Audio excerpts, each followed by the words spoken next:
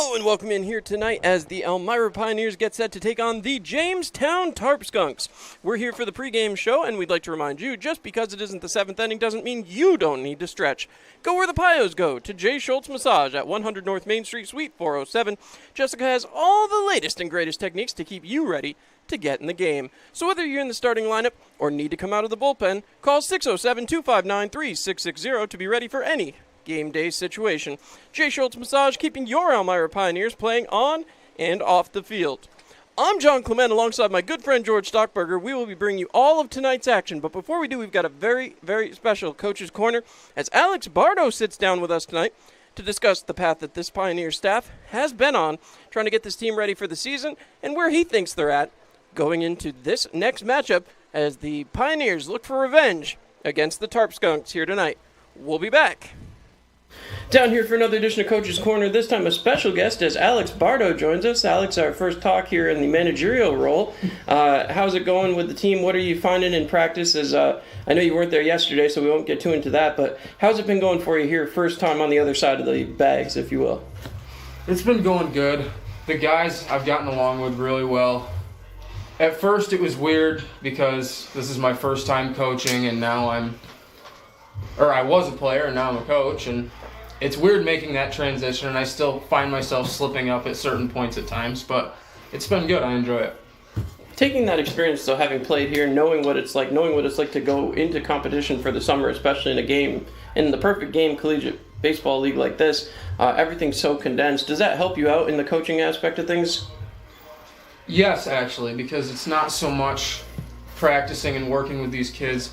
These kids have been, since the whole spring, it's been structure. Mm-hmm. This, and this. So they all know what they're doing. Now it's time for them to kind of relax a little bit, but still play ball. And it makes it easy for me because they all know what they have to do. They know the reason why they're here.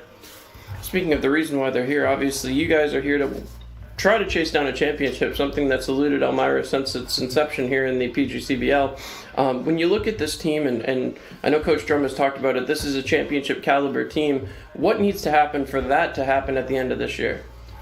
Everybody needs to play together. And it's tough at first. None of these kids have ever played together before, so now you just get dropped off in Elmira, and here, you're a team now. Mm-hmm. Which they've come together extremely well these past couple of weeks, and I'm proud of them. They've done really well, and I think they'll play really well together once they get going here, and they haven't played bad so far.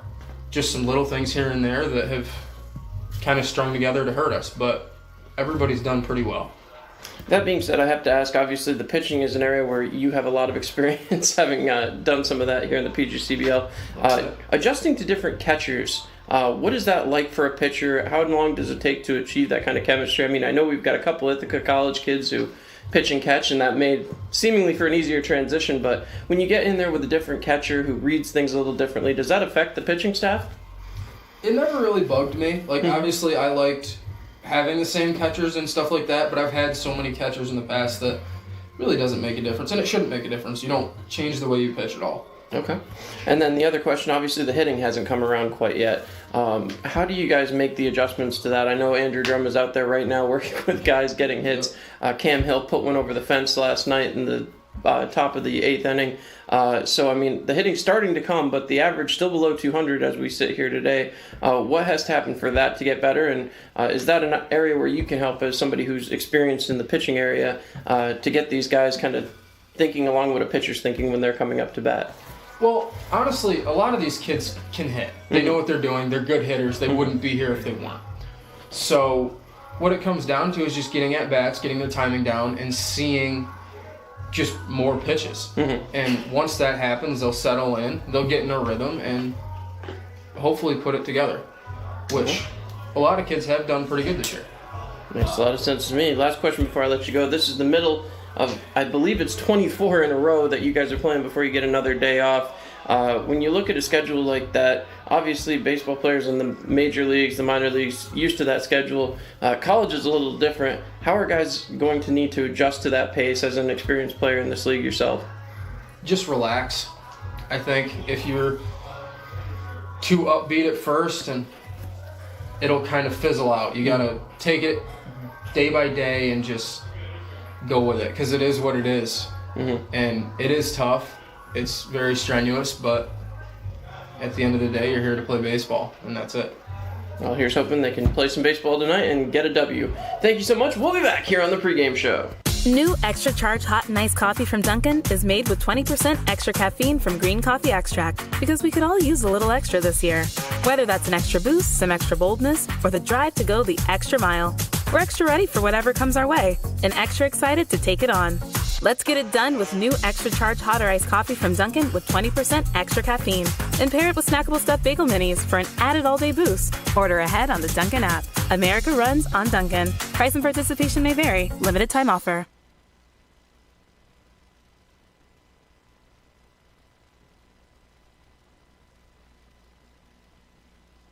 Hello and welcome back in here live to historic Dunn Field as the Pioneers getting ready for the rematch with the Jamestown Tarp Skunks. And now we'll bring in my good friend from WETM, George Stockberger. George, right back up here in the booth. It's time for another game of baseball.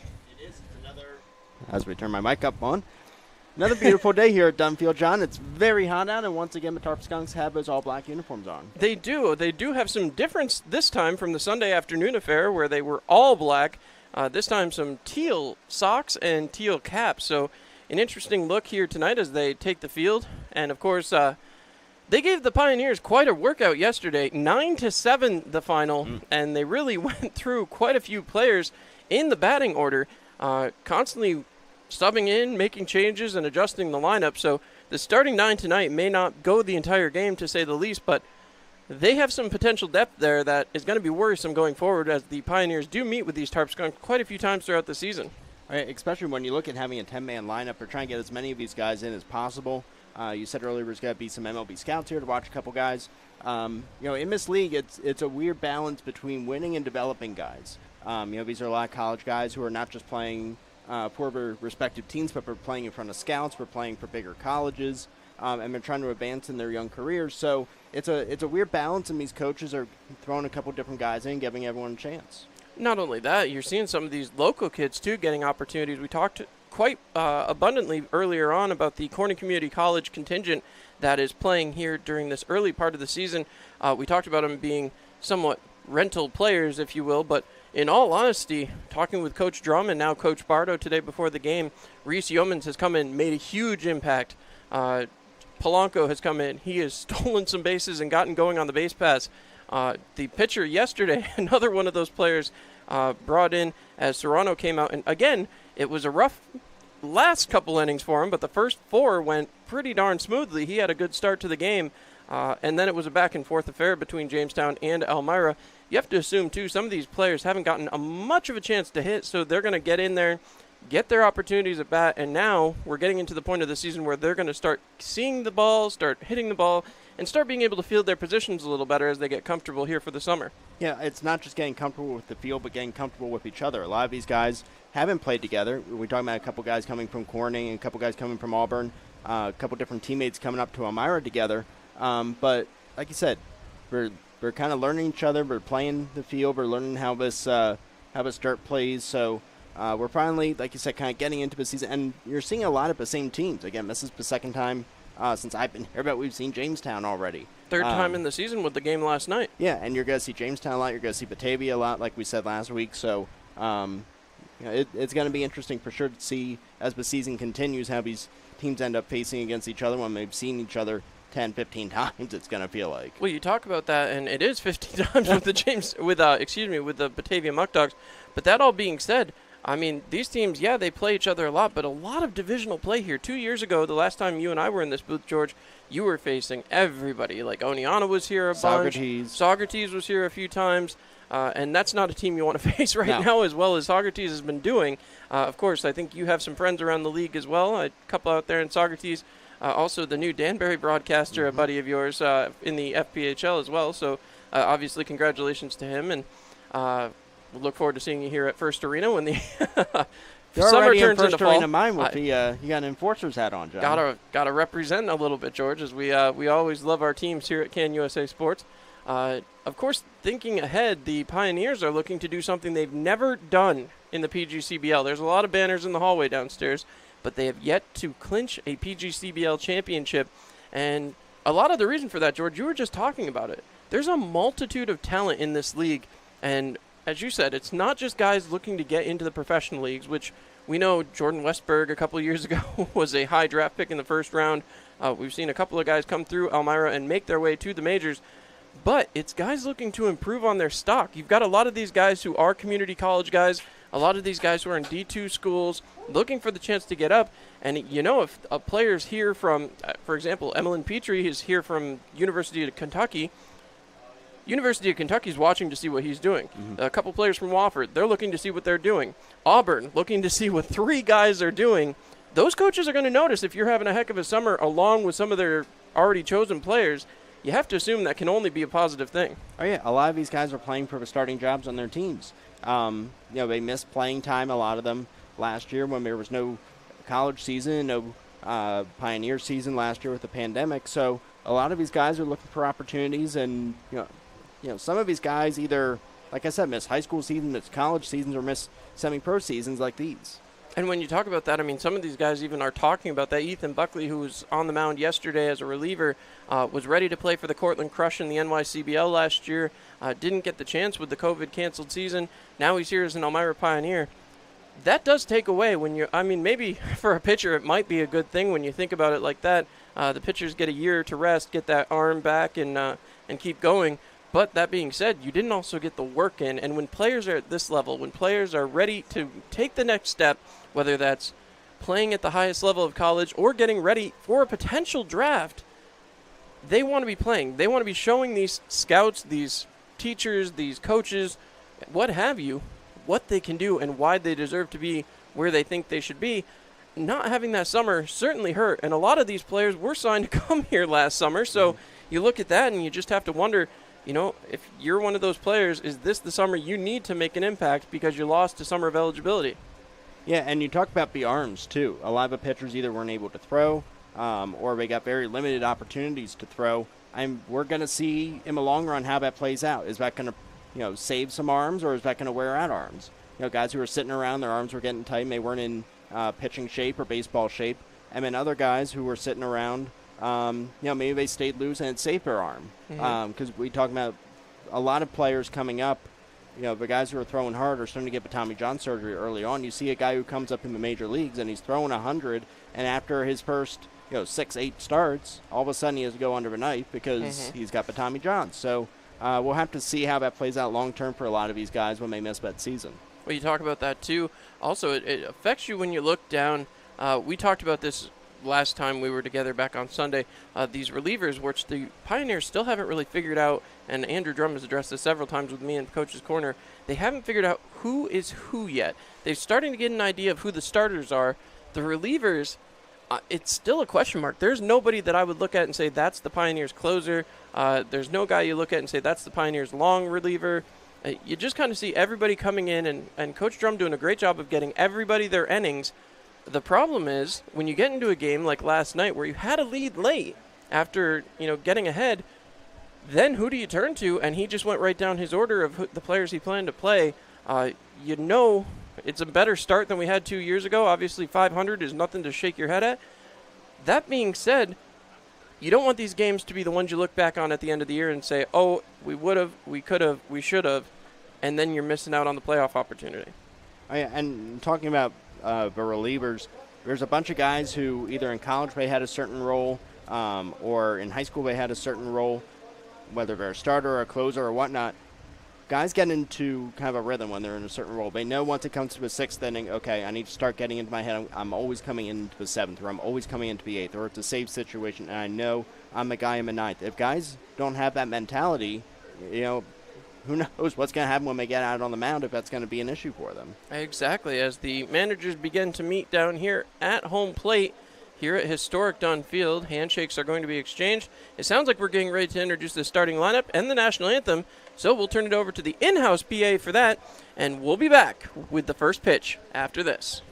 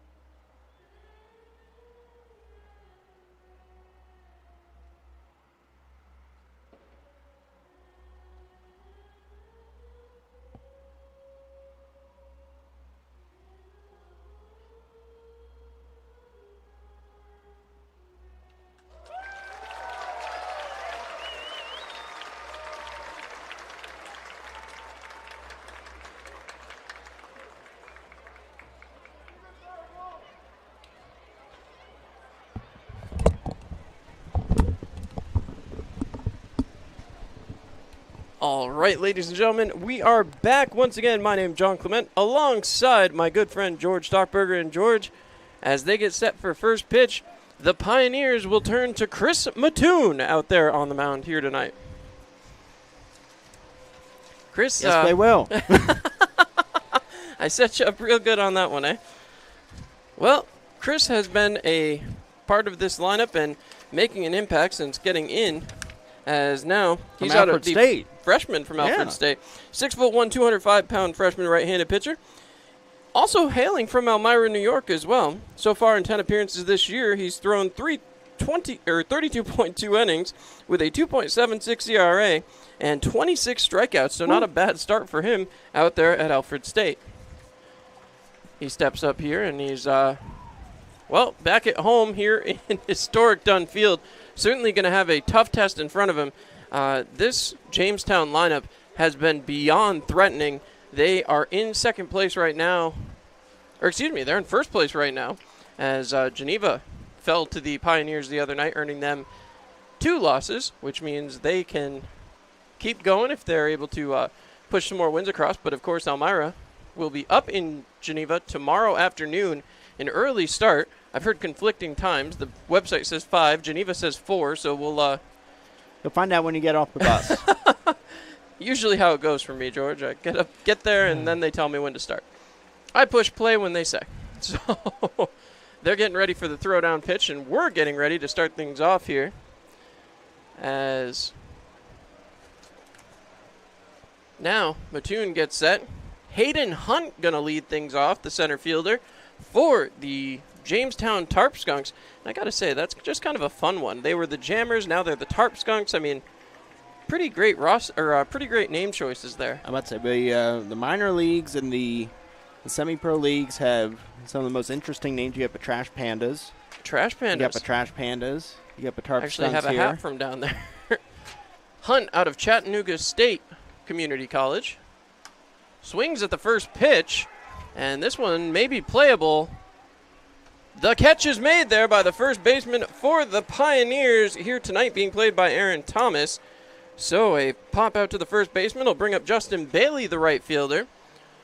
Bailey, who had some success last night against the Pioneers out of North Georgia, as one of those traditional outfielders playing right field here tonight, wearing number 2. I'm sorry, those uniforms. I know. We have the same thing in mind. I know that. That's like Coach, I was about to say that's like a tropical Skittle out there. in there for a strike. No balls, 1 strike. I talked about it with Coach Drum last night, and he kind of laughed it off about the impact of those uniforms. But you see all that black out there. The pitch laid down for a bunt. Ooh. Third baseman hustling in. He's not going to get there in time. So with 1 out, a runner now stands on first base, as Jamestown gets their first hit on an infield bunt. So And that was a really smart play by him just to lay down the drag bunt, but third baseman playing all the way back behind the bag, and that one's just an easy hit. as Luke Turner going to be the next man up.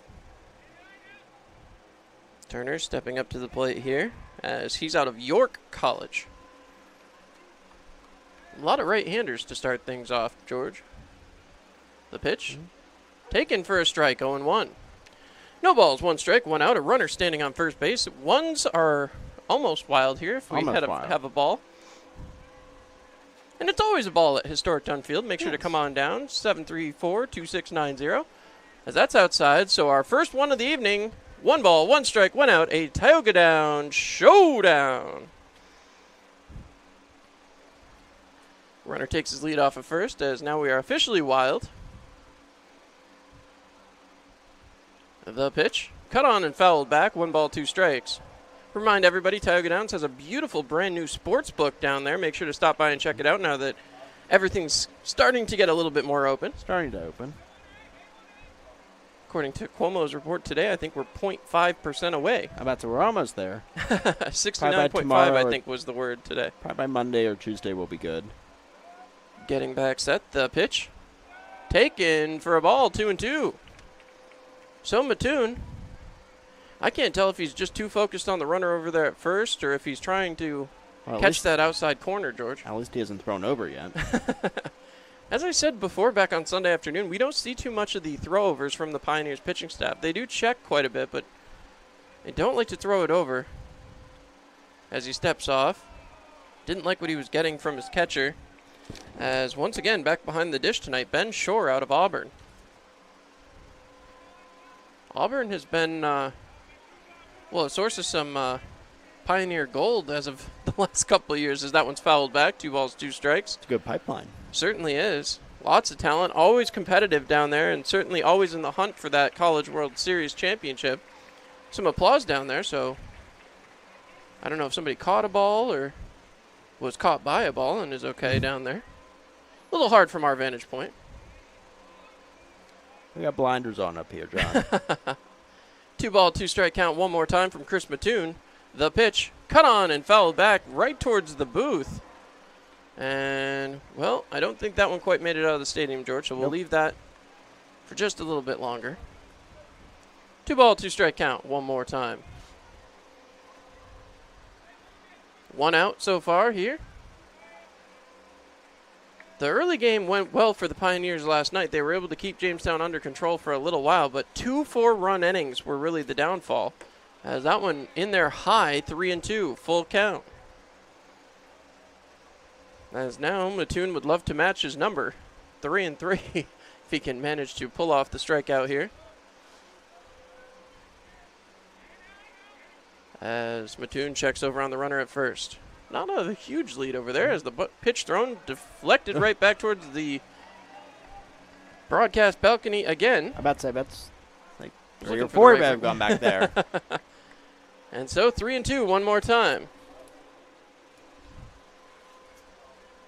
Payoff pitch. As soon as Turner is ready. Turner steps back in. As now, the look from Mattoon. The pitch cut on, drilled out there towards right. That is going to get down and fair ball. So that'll send the runner around to third base. That means runners at the corners and not the way the Pioneers wanted to start here, George. No, that one just a soft line around the right field, just staying inside that fair foul line. At least they have first and third, and they're able to hold them to 1, try to set up a double play possibly. We talked about the Pio's defense. I almost said Enforcer's defense. Well, the Pioneers' middle infield has been something spectacular to watch so far here, as Padraig O'Shaughnessy steps up. He's the extra hitter tonight, so just focusing on his at-bats, as that's in there for ball 1, 1-0. 1 ball, no strikes, runners at the corners. Little different setup tonight, though, for the Pioneers, as we are used to seeing Donovan Montgomery patrolling there at shortstop. He is not, as this one drilled out there towards left. Should be playable, but that is going to send the runner from third. The throw-in is not going to be in time, so a run will score on the sac fly. As Bailey crosses the plate.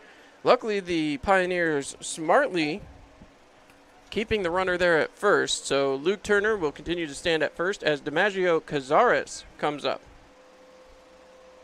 Not the strongest throw from Erickson from left field, but he held the runner at first. He certainly did. He's been playing center field pretty routinely here throughout the start of this one. As the pitch taken right down the middle, 0-1. No balls, 1 strike. What was that, a splitter, John? Well, it certainly had a little bit of break to it. As now again, Mattoon gets set, he winds, delivers. That ball bounces, so 1 ball, 1 strike. Again, excellent work from the Pioneers catching staff this year. They've really been able to keep balls in front of them, and with the rolling backstop back there, you're going to go for days if a ball gets by you. So very, very good job by the Pioneers catching staff. There's tumbleweeds back there. Certainly are, as that swung on and missed. 1 ball, 2 strikes. Is that our first swing and miss of the game, John? It might be. It's been a pretty effective inning for the Tarp Skunks so far here as they tally on the board first. A lot of foul balls and a ton of foul balls. Hits. I have to go clean up behind here. We can send them back to the umpires. That's tight. Thrown down to second, and unfortunately the catch is missed. So a stolen base. As now with two 2 balls, 2 strikes, 2 outs. It's another Tioga Downs showdown. It wasn't a bad throw from Shore. No, and just if the tag was accurate, he would have been out. Well, the man at second didn't quite make the grab. He almost pinned it against the bag. And that one's cut on, drilled out there towards right. Should be playable. And the catch will be made. So we'll get out of the top of the first. Pioneers do give up a run as we head to the break. You're listening to Pioneers Baseball here on Mixlr.com. It's another day in the Twin Tiers. And for most of us, it's just another day on the job. Taking care of our neighbors, helping out our coworkers, and making our community a better place for all of us. When you love what you do and really care about the people you serve, you do it well.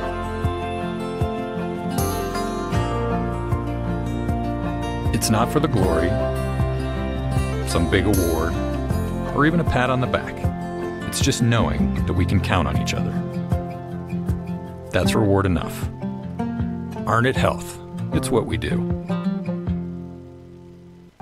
So, what brings you and Greg to marriage counseling today? Jake from State Farm. My husband calls him all the time. 2, 3 in the morning, it doesn't matter. I see. Greg, is this true? Yeah, Jake saves us tons on our insurance. No matter what time it is, he's always there. Mm-hmm. And how much did he save you? Hundreds. Listen, can I call this Jake from State Farm? You've got to be kidding me. State Farm is there for you anytime, anywhere. Call 1-800-STATE-FARM or click today. Get to a better state. State Farm. All right, and with that, we are back here live on Mixlr.com and YouTube Live as a pitcher takes the hill for the first time here against the Pioneers. George, you said you had a little bit on the new pitcher. Jack Laird is now coming in, the right-hander for Jamestown. He got a win in relief earlier this week against Niagara, throwing 4 innings of 4 hit ball with 5 strikeouts and 2 walks. Pretty impressive stat line. Take that out of the pen, as that's going to bring in Dom Popa. Popa, the center fielder, he was a big part of the Pioneers' win back 2 days ago. Last night, had a little trouble, 1 for 4 on the night. The wind and the pitch from Popa, cut on, drilled up the middle. That's going to get through, so a single to start things off. And Popa takes a wide turnaround first. That'll make a manager nervous when you take a wide turn like that. But that brings up Donovan Montgomery, who, again, has been absolutely stellar. Had the game-winning hit 2 nights ago in the bottom of the 9th. Certainly something the Pioneers hoping not to have to repeat here tonight. As, again, they were able to score 2 runs in the top of the first a day ago. But they certainly had the Tarp Skunks come back quickly, as that's thrown over and not in time. So Popa having to be on his heels here. Pretty surprising, as Laird able to quickly turn and fire that. I didn't even register it, as that's bunted down. Should advance the runner. The throw back to second over the head of the second baseman and gonna stay there. So reaching on a throwing error on an attempted sacrifice bunt. So Montgomery reaches on the error, and Ben Shore, the catcher, will be the next man up. And once again, the third baseman was playing all the way back, so a good opportunity to move a runner up, but like I said, just a bad throw there into center field. You thought maybe Popa would look towards third because there was no one covering right away, but... Yeah, I mean, you wonder about testing arms this early in the season. It's the first inning. You wonder if you play a confident hand here early on, as the next pitch taken inside, ball 1. 1 ball, no strikes. Still no outs here. The first 2 batters have reached base. 1 via the hit, 1 via the, the throwing error on the pitcher. So Laird, almost a little excitable here on his first start of the season.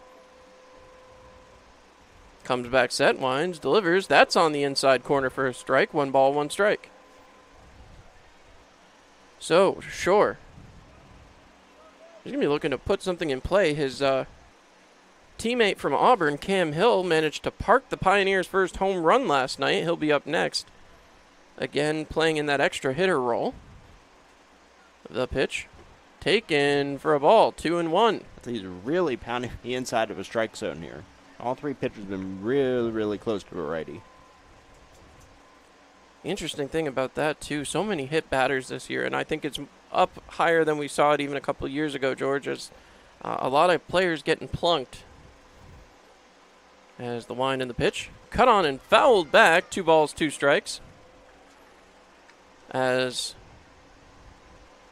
I don't know, that always makes me nervous this early in the season to be see these players getting hit when some of these fastballs top out at 92, 93, some up to 97 we've seen over the course of the season. You just wonder how happy coaches back at school are going to be to see some of these players getting hit. As that pitch inside, and 3 balls, 2 strikes now. So a chance to walk the bases loaded if Shore takes the next one.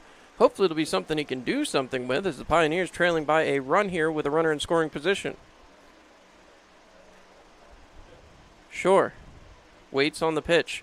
A long look from Laird. As he gets set, checks on the runner. The pitch cut on and missed, and that will be a strikeout. As down goes the first batter for the Pioneers. Swinging strikeout as Cam Hill comes up.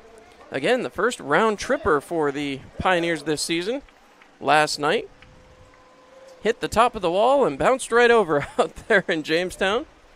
Not an easy feat either. I would say that was, probably a little over 360 feet. Didn't look like a moonshot, I'll tell you that, from even where I was standing, but it had the distance, and that's really all that mattered. You're not doing it much here. The throw over as the runner collides with the first baseman, and Donovan Montgomery is down. Looks a little hobbled here. Timeout's going to be called as the first baseman comes over to check on him. You saw Montgomery. He still looks a little hobbled down there. Don't like to see that from your third baseman. I think the first baseman got kind of crossed up on the throw over there, and they just kind of got tangled up going back to the bag. For sure. As Hill going back to work here. First pitch, way outside, 1 ball, no strikes. You don't normally see that when there's a runner on second. The throw to first is not a normal play there that you see. Especially with 1 out, because you're taking away a double play opportunity. Certainly are. As the check, the throw, cut on and popped up. That one will leave the stadium, which means it's time for us to remind you to make the right decision. Insist on Gerber Collision. And Auto Glass for all of your auto body needs. As Cam Hill steps back in, 1 ball, 1 strike, 1 out, a Tioga down showdown. We're getting all the reads on this pitch. Certainly are. The wind and the pitch, outside again, 2 balls, 1 strike. Some of the questions, too, when you have these young starters come in, you wonder if they get a little nervous. Obviously, they know that scouts are in attendance and watching as well, George. These first couple starts of the season have to be nerve-wracking for young starters. As the pitch cut on and fouled away again, 2 ball, 2 strike count. That looked a little off the plate to me, but Cam Hill certainly seemed to like it. Now those first 2 batters still standing on first and second base as they look for some help here from the Pioneers' offensive side. The wind and the pitch from Laird into the man at first, thrown over to second, over the head, and this should score a run as touching home will be Popa, and a little surprised that Montgomery didn't get a read on that and head for third.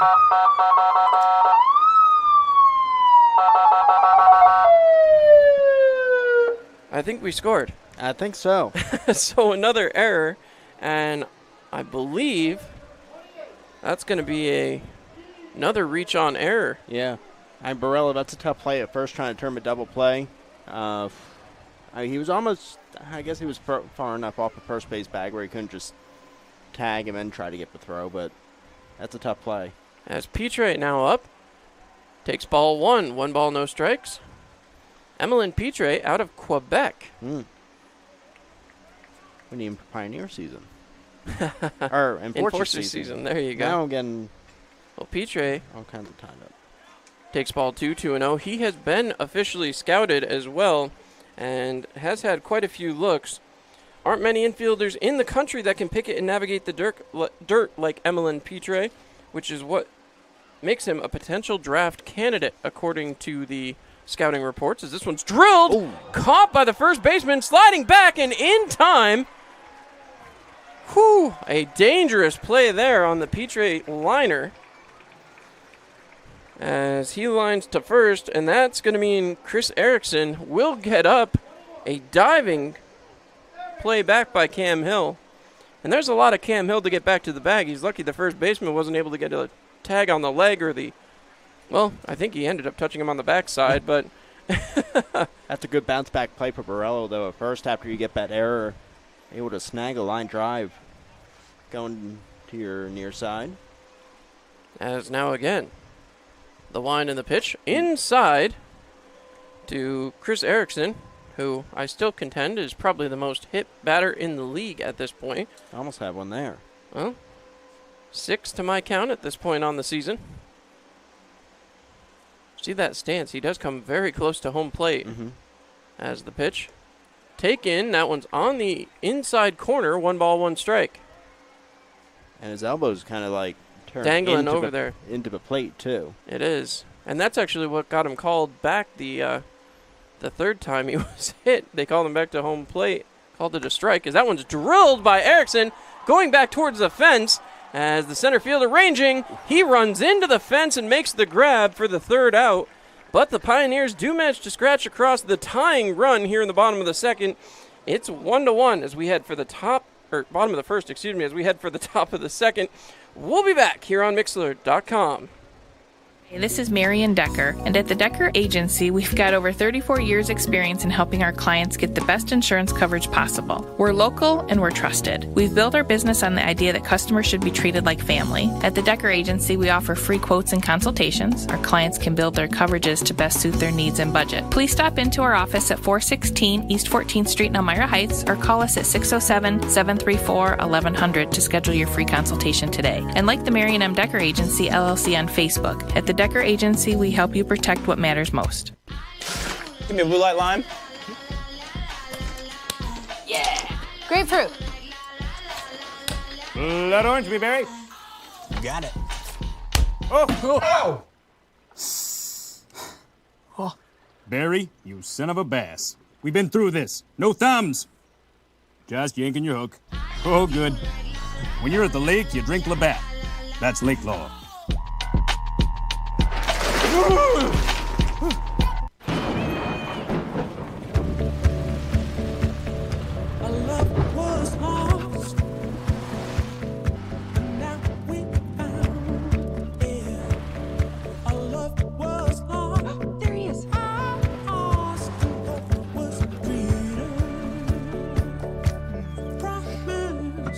Everything you need when you need it most. Introducing the Toyota Venza with standard all-wheel drive. Toyota, let's go places.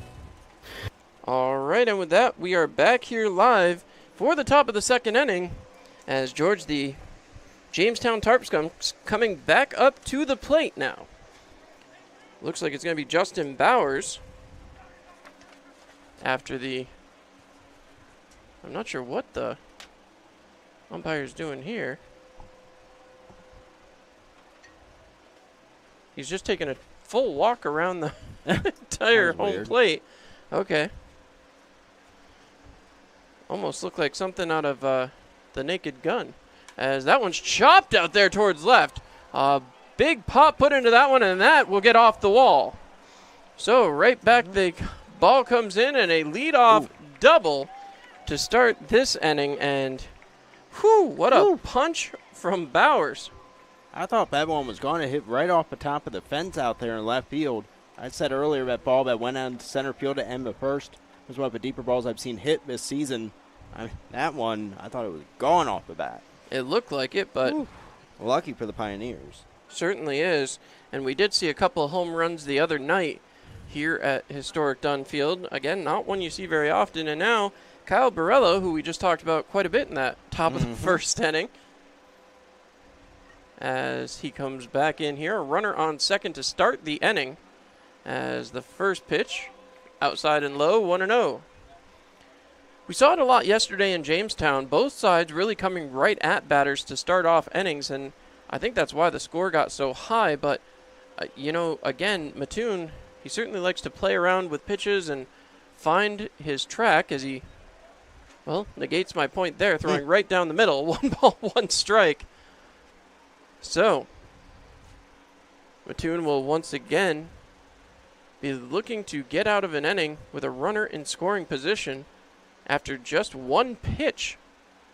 That one bounces in, 2 balls, 1 strike. 2-1 the count. As the Pioneers, seeing that shadow stretch over the pitcher's mound now. I brought up the uniforms earlier. Those shadows certainly wreak havoc here up until about the 8:30 hour.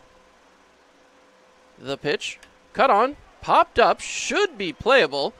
The shortstop ranges back and makes the grab, so the first out of the inning will keep the runner standing at second base, and the Pioneers certainly happy about that one, as Kevin Koziel, I'm going with that, as he steps up to the plate.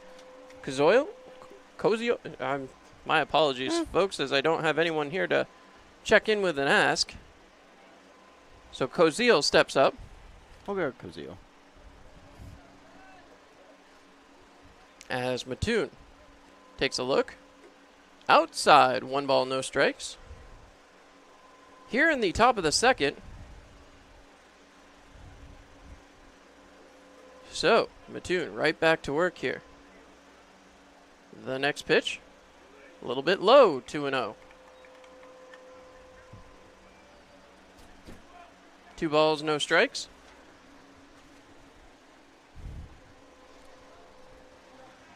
2-0 the count as Mattoon comes back in. Another batter from the right-hand side of the plate.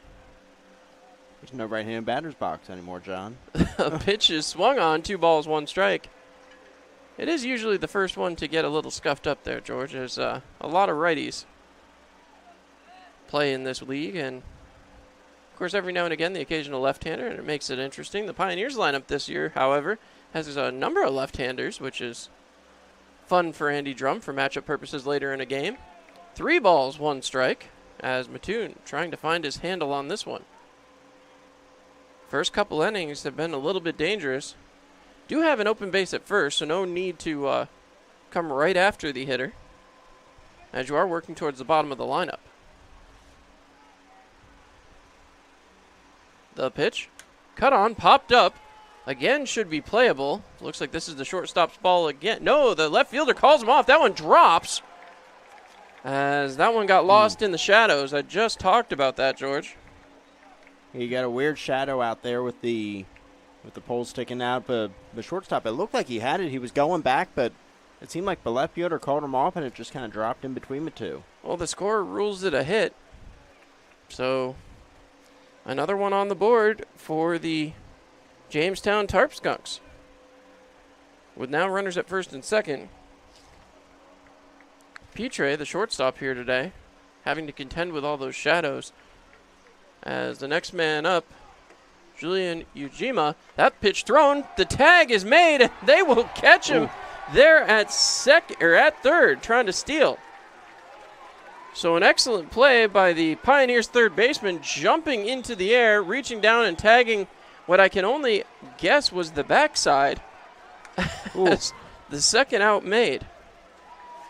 Not a lot of people happy in Jamestown right now. I mean, it's an interesting decision to steal from second to third when it's a tie game already here in the second. But, I mean, you have that right-handed batter, and the catcher sure had to make a perfect throw around that hitter. And I don't know that you'd call that perfect. It was pretty high. I mean, yeah. But the leap, as a swing and a miss, 1 ball, 1 strike.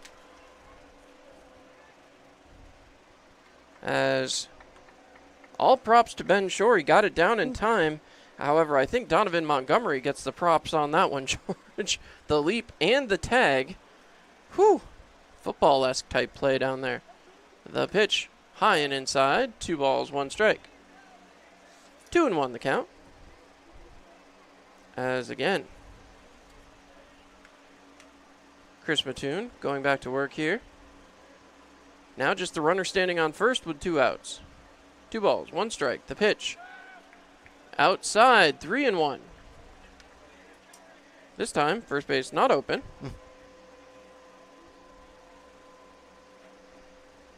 As Mattoon trying to settle back in on the mound. Nothing interesting to pull out of the book here today, No. George. Thought it did, but it didn't.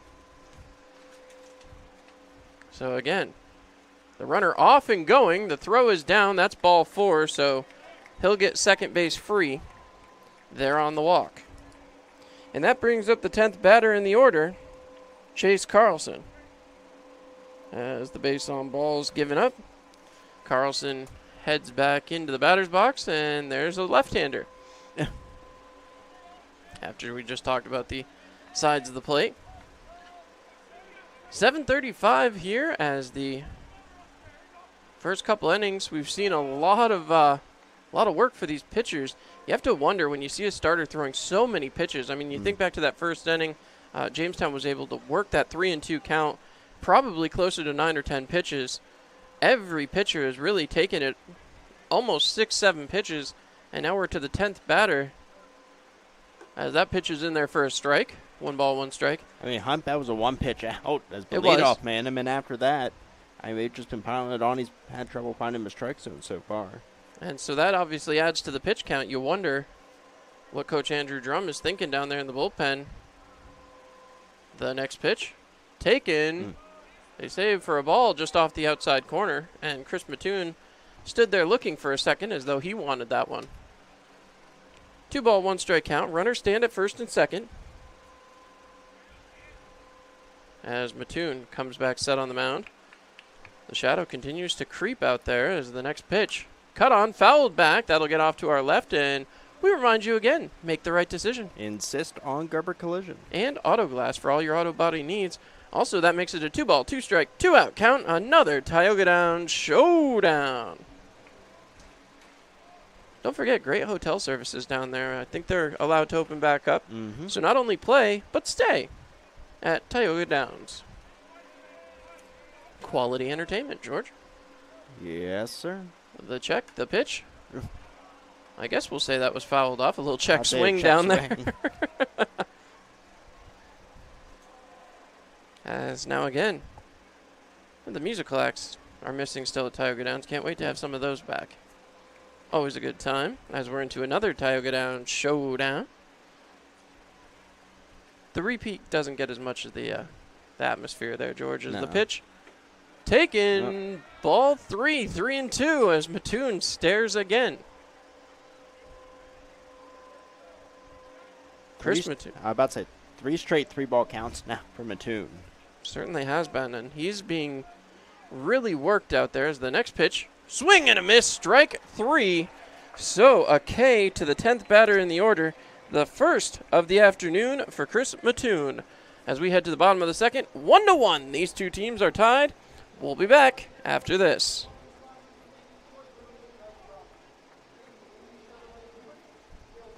New extra charge hot and iced coffee from Dunkin' is made with 20% extra caffeine from green coffee extract because we could all use a little extra this year.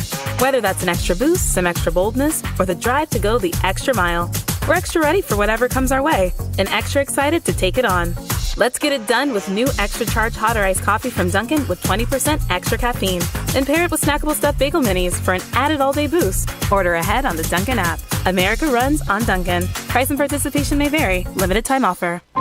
So, what brings you and Greg to marriage counseling today? Jake from State Farm. My husband calls him all the time. 2, 3 in the morning, it doesn't matter. I see. Greg, is this true? Yeah, Jake saves us tons on our insurance, no matter what time it is. He's always there. And how much did he save you? Hundreds. Listen, can I call this Jake from State Farm? You've got to be kidding me. State Farm is there for you anytime, anywhere. Call 1-800-STATE-FARM or click today. Get to a better state. State Farm.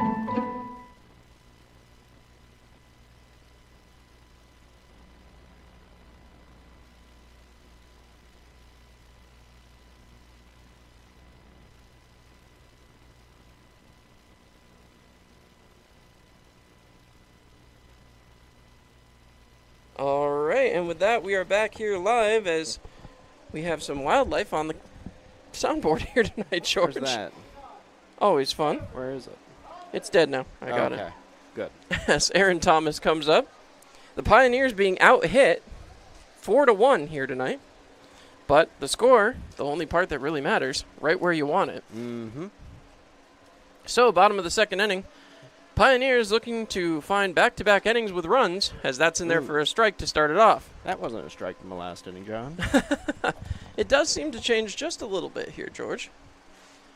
As every umpire has their own strike zone. The pitch cut on and fouled away 0-2.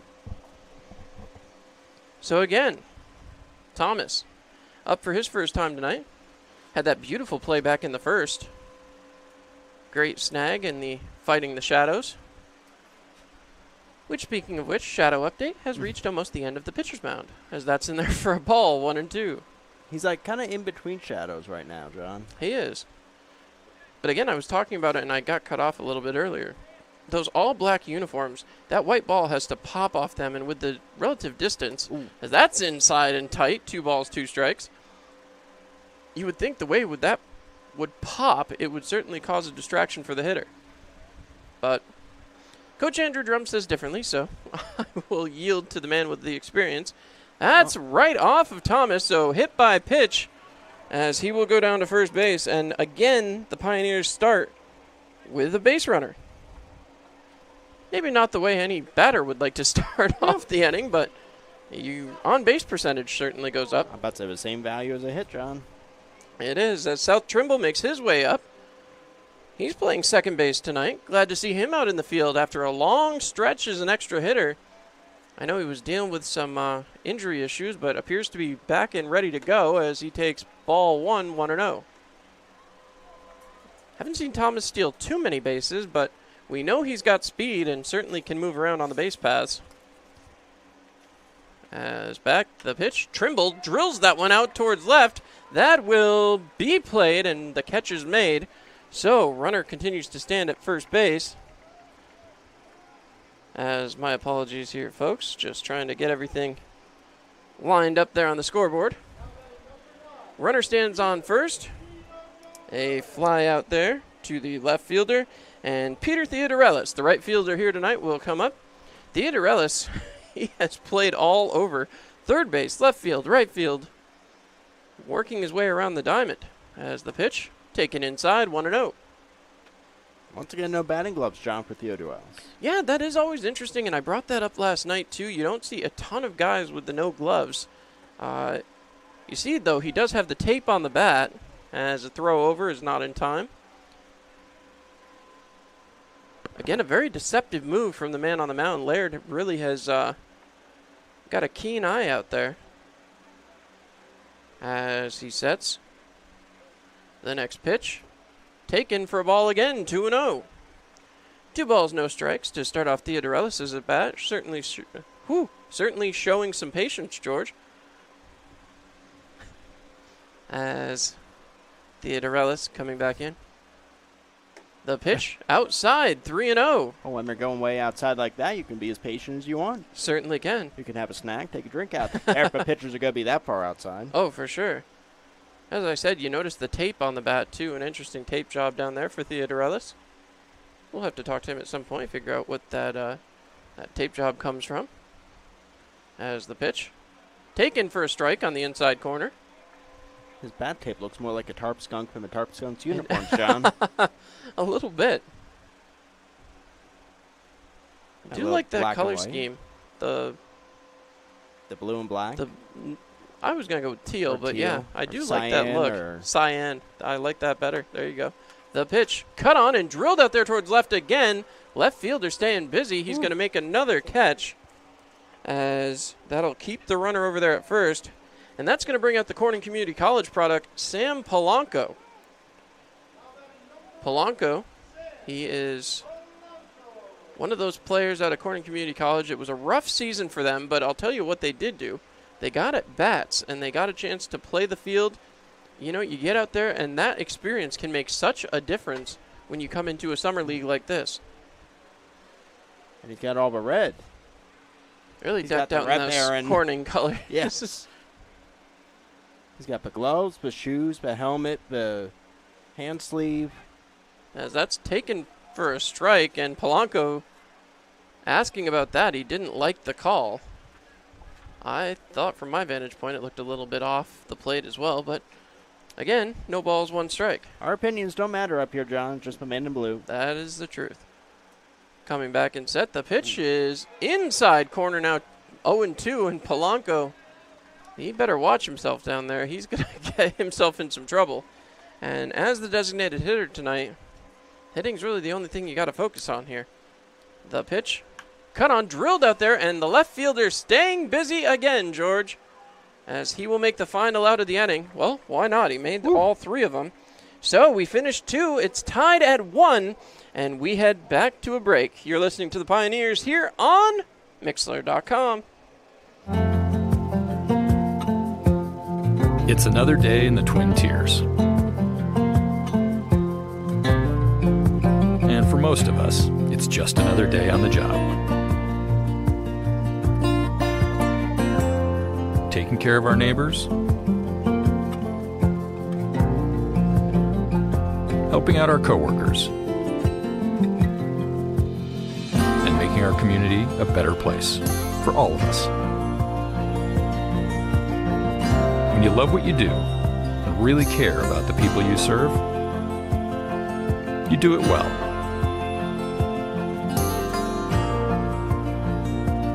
It's not for the glory, some big award, or even a pat on the back. It's just knowing that we can count on each other. That's reward enough. Arn It Health. It's what we do. Hi, this is Marion Decker, and at the Decker Agency, we've got over 34 years experience in helping our clients get the best insurance coverage possible. We're local and we're trusted. We've built our business on the idea that customers should be treated like family. At the Decker Agency, we offer free quotes and consultations. Our clients can build their coverages to best suit their needs and budget. Please stop into our office at 416 East 14th Street in Elmira Heights, or call us at 607-734-1100 to schedule your free consultation today. And like the Marion M. Decker Agency, LLC on Facebook. At the Decker Agency, we help you protect what matters most. All right, and with that, we are back here live, and George, the Tarp Skunks are back to the dish. They've had some success in the hitting department, just haven't been able to scratch across any runs since the top of the first, as they start with the top of the order. Hayden Hunt had a pop out to the first baseman back to start off the game.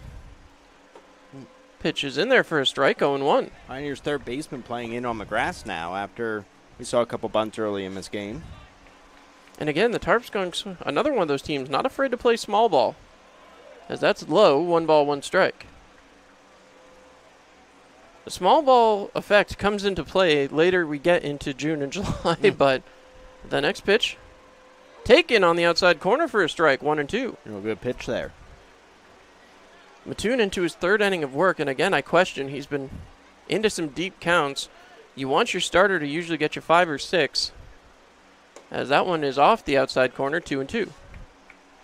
You wonder how long Coach Andrew Drum can go with him. He's working quickly now. Trying to. That's off outside again, 3 ball, 2 strike count one more time. So 5 pitches again to this batter. I talked about it. You get these deep pitch counts early on in the game, and it does tax the arm, as that's in there for strike 3, and a disagreement as that one is taken looking.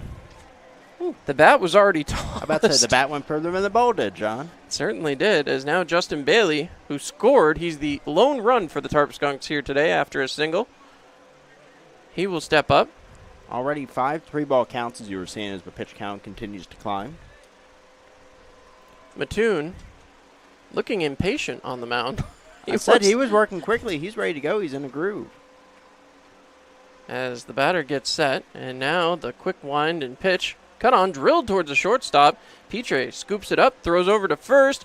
No, not in time. Not going to like that call, as a runner does reach first now. So for the second time in the game, Justin Bailey making his way down to first base. 2 infield hits now for him because he laid down that bunt. bunt. Yep.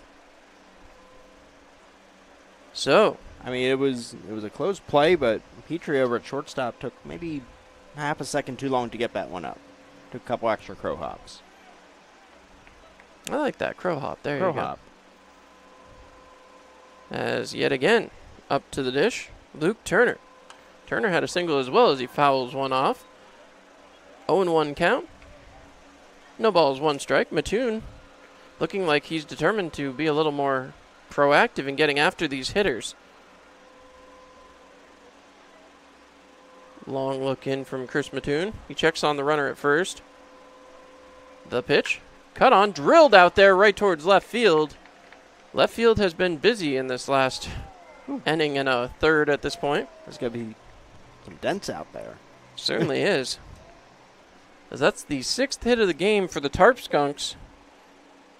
Now, Padraig O'Shaughnessy will be the next one up. As, well, he had a sac fly earlier. And now we'll see what he can do here, the left-handed batter. As I said, with a lot of right-handed pitchers, too, the left-handed bats with the matchup, that should help a little bit, as that one's going to get right over the top of us. Right over our heads. And we remind you again to make the right decision. Insist on Gerber collision. And auto glass. No balls, 1 strike, 2 men on, 1 out. That's one of the closer ones we've had here. It certainly is. To my recollection, we haven't gotten one in the booth in our 2 years. No, I think our window here is about, what, 3 by 3? Yeah, roughly about that. Give or take. Maybe 3 by 5 as I'm looking at it. Not quite square. As this gets up, should be playable. The center fielder coming way over and will make the grab. So, a pop out there to the center fielder. As that will bring up DiMaggio Cazares. 2 outs, 2 on. And again, the Pioneers trying to escape danger. Cazares flew out to the right fielder back in the top of the first to end the inning and stop the bleeding, as the Pioneers were certainly up against it to start off this game. Luckily, they were able to answer, as quickly running the throw down to third in plenty of time. The tag applied, and that will do it. So, a stolen base means that the next man up going to be DiMaggio Cazares when we come back for the top of the 4th. But right now, Pioneers ready to go to the plate as the top of the order, Popa, Montgomery, Shore, due up. We'll be back here on Mixlr.com, your home for Pioneers baseball all season long. Give me a blue light lime. Yeah! Grapefruit. Blood orange, blueberry. Got it. Oh! Barry, you son of a bass. We've been through this. No thumbs. Just yanking your hook. Oh, good. When you're at the lake, you drink Labatt. That's lake law.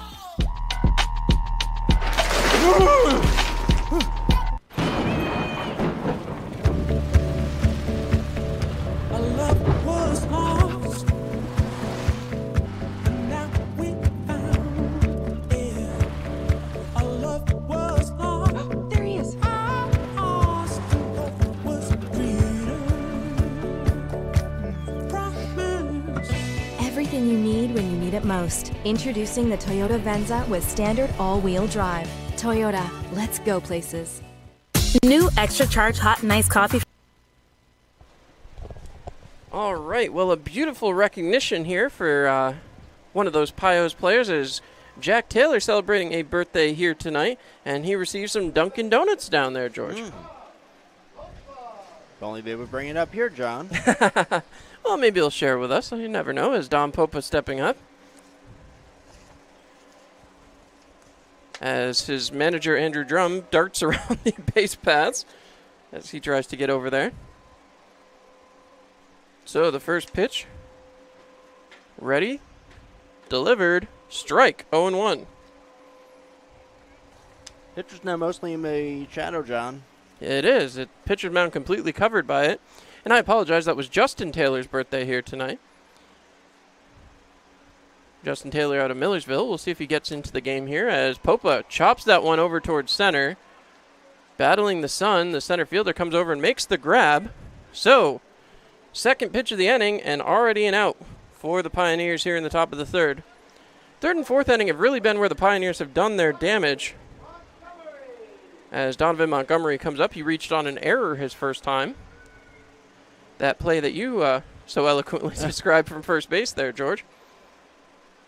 As Montgomery back in position. The line and the pitch from the Tarp Skunks in there for a ball, a little bit high. 1-0. I don't know. We were talking about his batting stance before. Mm-hmm. It's reminding me of someone from, like, MLB The Show 2007.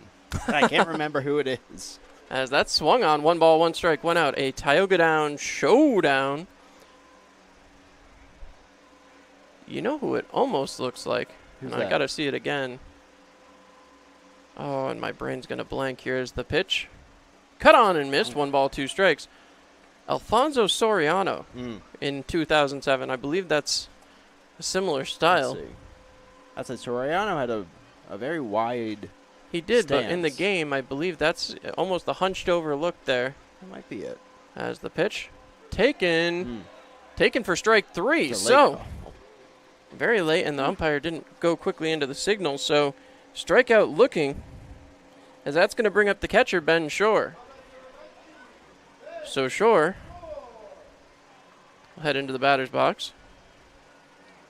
So, lefty, righty, righty to top of the order here for the Pioneers. Again, the problem for the Pioneers, as you look at the scoreboard, the scoreline for Jamestown, 1 run on 6 hits and 2 errors. The first pitch, taken outside, 1-0. The scoreline for the Pioneers, 1 run on 1 hit with no errors. 1 hit just never going to get it done, as the Pioneers need to connect with some balls here. The wind and the pitch. Bounced in there, 2 balls, no strikes. Now you got to take advantage of those errors. Unfortunately, we only got the 1 early in the first. And Laird has been very economical with his pitching here for the Tarp Skunks. Mm-hmm. Not a lot of wasted energy or movement. That one cut on, drilled towards first, takes an awkward bounce off the infield grass, but that is going to be an easy touch-up for the 3rd out. As we head to the top of the 4th, Jamestown 1, Pioneers 1. We'll be back after this here on Mixlr.com.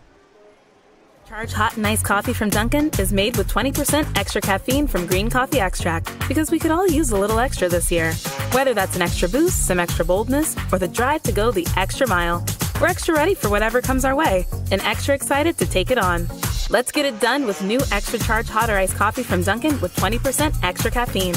And pair it with snackable stuffed bagel minis for an added all-day boost. Order ahead on the Dunkin' app. America runs on Dunkin'. Price and participation may vary. Limited time offer. So, what brings you and Greg to marriage counseling today? Jake from State Farm. My husband calls him all the time. 2, 3 in the morning, it doesn't matter. I see. Greg, is this true? Yeah, Jake saves us tons on our insurance, no matter what time it is. He's always there. Mm-hmm. And how much did he save you? Hundreds. Listen, can I call this Jake from State Farm? You've got to be kidding me. State Farm is there for you anytime, anywhere. Call 1-800-STATE-FARM or click today. Get to a better state. State Farm. Give me a blue light lime. Yeah! Grapefruit. Blood orange, blueberry. Got it. Oh! Barry, you son of a bass. We've been through this. No thumbs. Just yanking your hook. Oh, good. When you're at the lake, you drink Labatt. That's lake law. So, as there's a couple of guys out there trying to stuff their faces with the donut eating contest, we have a new pitcher to tell you about here as we get a good zoom in there, and thank you from the camera crew here tonight, as Cam Hill, who's already been up to the plate and will be leading things off in the next half inning. He's going to go out there and hit the mound, the Auburn pitcher. I know Andrew Drum talked about it earlier. He wants to find a way to get things going, as I know the Auburn coaching staff talked about moving him into a more starting role as per Andrew Drum. So we'll see if he can get that going here and get some opportunities.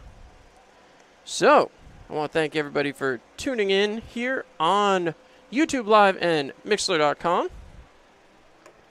Once again, joining me and my good friend George Stockberger here in the booth. George, always a pleasure to have you up here. Always a pleasure to be here, especially when it's not 115 degrees in the booth, John. as is so That's when it's a often pleasure the to be case. here. Oh, yeah. Well, it's when I always love having you here, George, as first man to greet the new pitcher after and I said it before, those deep counts really kill a pitcher. Only one walk, though. We talked Only about one Albo's 3-ball counts. I think he had 5. And 2 did. And now Cam Hill, 14-4 record with a 1.96 ERA for Auburn. I think that's pretty good. I think so, as Cazares comes in. He was unable to complete his at-bat after an attempted stolen base. Didn't really work out in his favor, so a 1-ball, no-strike count. The attempted stolen base to put runners on second and third ended up being thrown out as 2 balls, no strikes. I talked with Bardo before the game, assistant coach Bardo, about the familiarity of a pitcher and a catcher, as that one in on the inside corner, 2 balls, 1 strike. Well, it doesn't get any more familiar than this, as Hill throwing to an Auburn catcher. This is exactly the situation you like to see, as this one's chopped out there and will get into left field.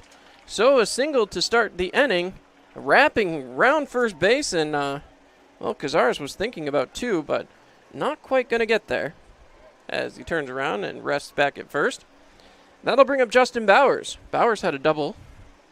He started off the second inning, as again, the Tarp Skunks adding to the hit category.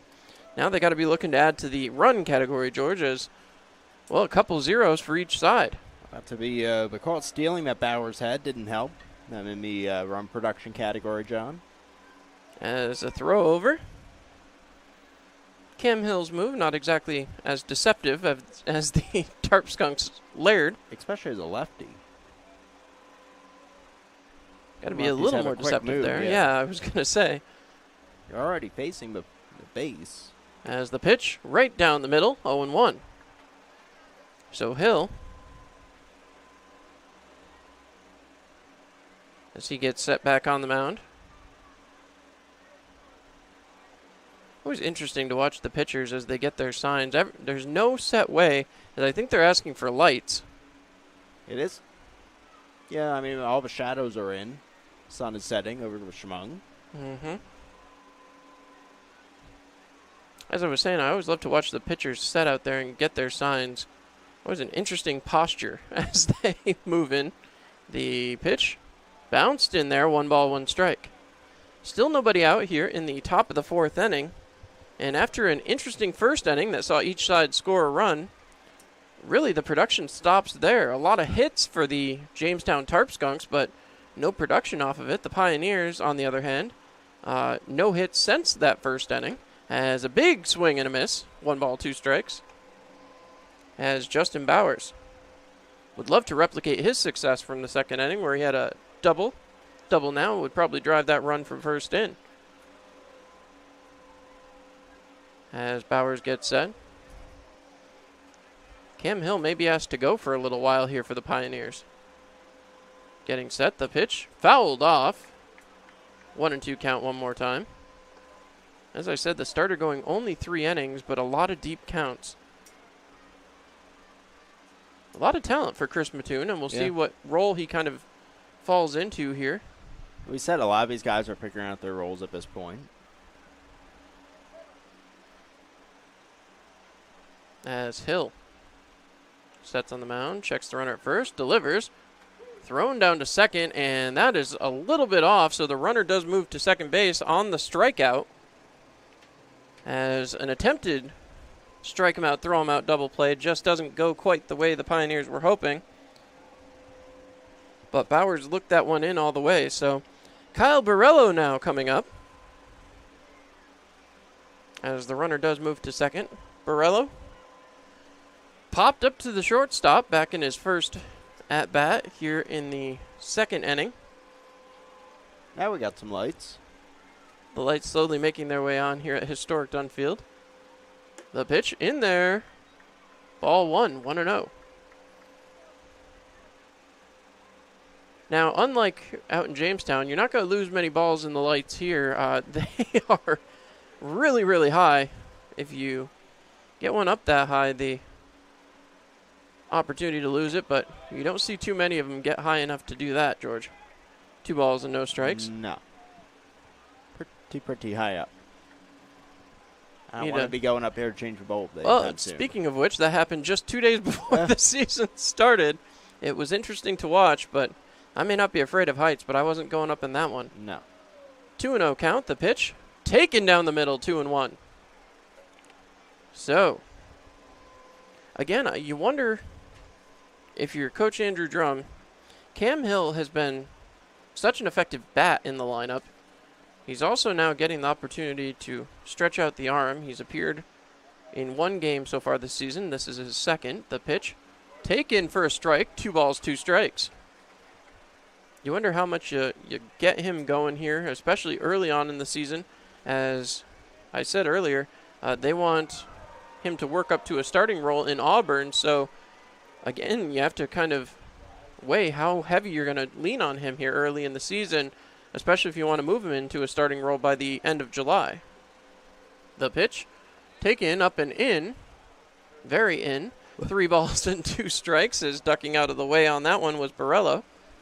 It'll be interesting to see how long they stretch him out here, whether he goes 2, 3. I was just thinking more. you probably got to hope for 3 to 4 innings out of him. Do have some relievers in the pen who are obviously able to be used, but you know, you always hope to get, as I said at the beginning of the game, 5 or 6 innings out of your starter. And it clearly wasn't the case here tonight, as high pitch counts, as we sit in a 3-2 right now. The pitch is thrown in there for a ball, and that will be a walk. Runners stand on first and second, as Kevin Kazil comes up. Kazil stepping back in. 1-1 game. Runners on first and second, so now, as much as you hate to give up the walk, it does put the double play into effect, as Kazil on his first trip did have a single. As that comes way inside, gets past the catcher. He is running all day as the man from second gets to third. And the Pioneers now have the Tarp Skunks have 2 runners in scoring position, and a difficulty here for Elmira. Luckily, that ball just kind of died in the grass and didn't get all the way to the dirt. Otherwise, we said it's a no man's land back there behind home plate. Not only that, if it hits off that fence, you never know where it's going to go. This field is historic. It is beautiful, but it is dangerous if you're a ball player here. So 1 ball, no strikes. The pitch, cut on, fouled away, 1-1. 1 ball, 1 strike, 1 out. Another Tioga Down showdown. Haven't been down there to a seafood buffet yet this year. Not sure if they're doing those yet again. Are the buffets open yet? I don't know. Vegas is open, so I assume buffets somewhere are open. 1 ball, 1 strike, 1 out. The pitch, taken outside, 2-1. Well, first base again is open. You certainly don't want to load the bases here, but it is the bottom of the lineup, so you always wonder what is in these pitchers' minds. As again, Cam Hill, first inning of work out of the bullpen. The pitch, cut on and fouled back, 2-2. 2 balls, 2 strikes. Only 1 out, though. Only 1 out. No showdown. No showdown. The freshman out of Auburn. The arm is impressive. He certainly can get it going. As a lefty, too. Not a ton of left-handed talent out of the bullpen for the Pioneers this season. A lot of right-handers. As Hill gets set, 2-2. The pitch, cut on and fouled back. That hits the roof. So, once again, we remind you, make that right decision. Insist on Gerber collision. And auto glass. As Hill, looking for the pitch to get the punch out. Love to do that for the second time in the inning. Coming back set, the wind and the pitch. Taken high, 3-2. 3 ball, 2 strike count. Talk about the game was moving quickly, and now all of a sudden, it's like they get paid by the pitch out there, John. Well, with as many deep counts as we've had, George, it certainly plays an impact.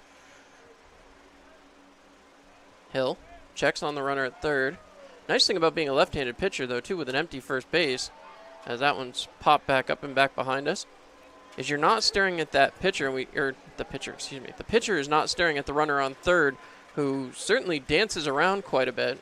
Montgomery's playing way in from third, too. As is the man on first. As I imagine you try to hold the runner from third. If he gets a chopper over towards him at third, he's going to hold that runner and then get the easy out at first. Thomas, as I said, also pinching in as the pitch in there for a strike, as that will be the second out of the inning. And in a beautiful attempted sell there by the batter, as Julian Ujima will be the next man up. So, 2 strikeouts in the inning, both looking, as a matter of fact, as Ujima steps into the plate. Top of the 4th inning, as the Elmira Pioneers trying to keep this game right where it's at. 1-1. Runners standing 90 and 180 feet from home plate. Cut on and missed 0-1 as Ujima swinging for the Shamong. Gino walking his last time up was stranded at first. Always like to see that. Not the first part, but the second part. Well, we'd love to strand a couple more runners here as 2 men sitting in scoring position. The pitch taken low. 1 ball, 1 strike, and luckily again, the catching staff for the Pioneers this season using every part of their body to keep the balls in front of them. They got 7 hits, but they've only stranded 3 runners so far today. Coming back. Long look here from Cam Hill. The pitch, cut on, drilled out there over the third baseman's head. That's going to score 1. That's going to score 2 as Ujima comfortable to stay at first. So, Tarp Skunks will celebrate their 8th hit of the night with 2 runs crossing the plate. As that will be a 3-1 deficit now for the Pioneers. We said they score in the middle of a game, John. I said the Pioneers do, but unfortunately that's... So that means that next half of the inning, we're going to make it up. Certainly hope so. Stepping up is Chase Carlson. He struck out to end the second as the pitch. Attempted bunt shown there, but apparently pulled back in time. 1-0. 1 ball, no strikes, 2 men out. 3-1 the score in favor of the Jamestown Tarp Skunks. Coming back set.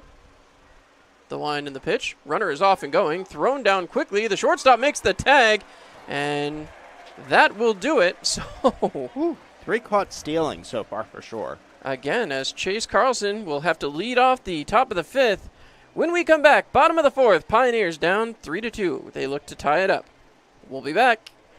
Hi, this is Marion Decker, and at the Decker Agency, we've got over 34 years experience in helping our clients get the best insurance coverage possible. We're local and we're trusted. We've built our business on the idea that customers should be treated like family. At the Decker Agency, we offer free quotes and consultations. Our clients can build their coverages to best suit their needs and budget. Please stop into our office at 416 East 14th Street in Elmira Heights or call us at 607-734-1100 to schedule your free consultation today. And like the Marion M. Decker Agency, LLC on Facebook. At the Decker Agency, we help you protect what matters most.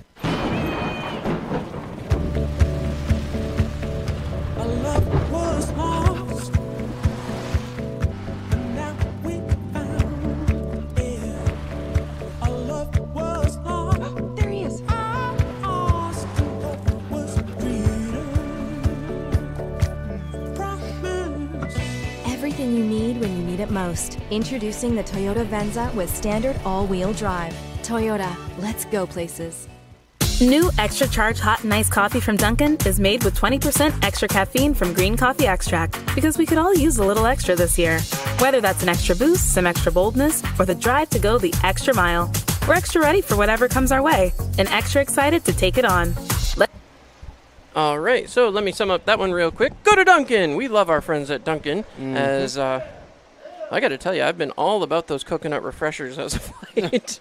I don't know. They've just been hitting the spot for me, George, as Cam Hill comes up. Hill, so far tonight, reached on an error. He swings at the first pitch he sees, and he's going to have himself a base hit this time. So Cam Hill reaches first base, and whew. Cam Otani out there, John. Cam Otani, I like it. Have to be ambidextrous for that, though, I believe. No comment, George? No. As Petre comes up. He was able to make the tag on that last out of the inning.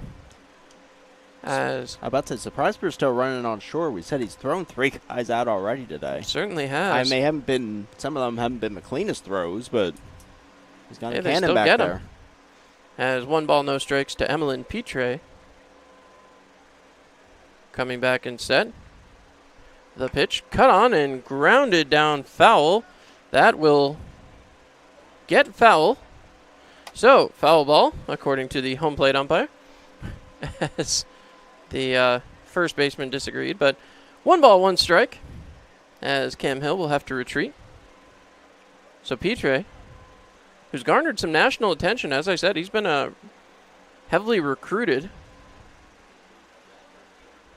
Believe I heard someone say we had a couple of scouts in attendance today on Petre. Out of Quebec, headed for the University of Kentucky, as that one's flipped towards the second baseman, and an easy out, as Petre will head back to the bench.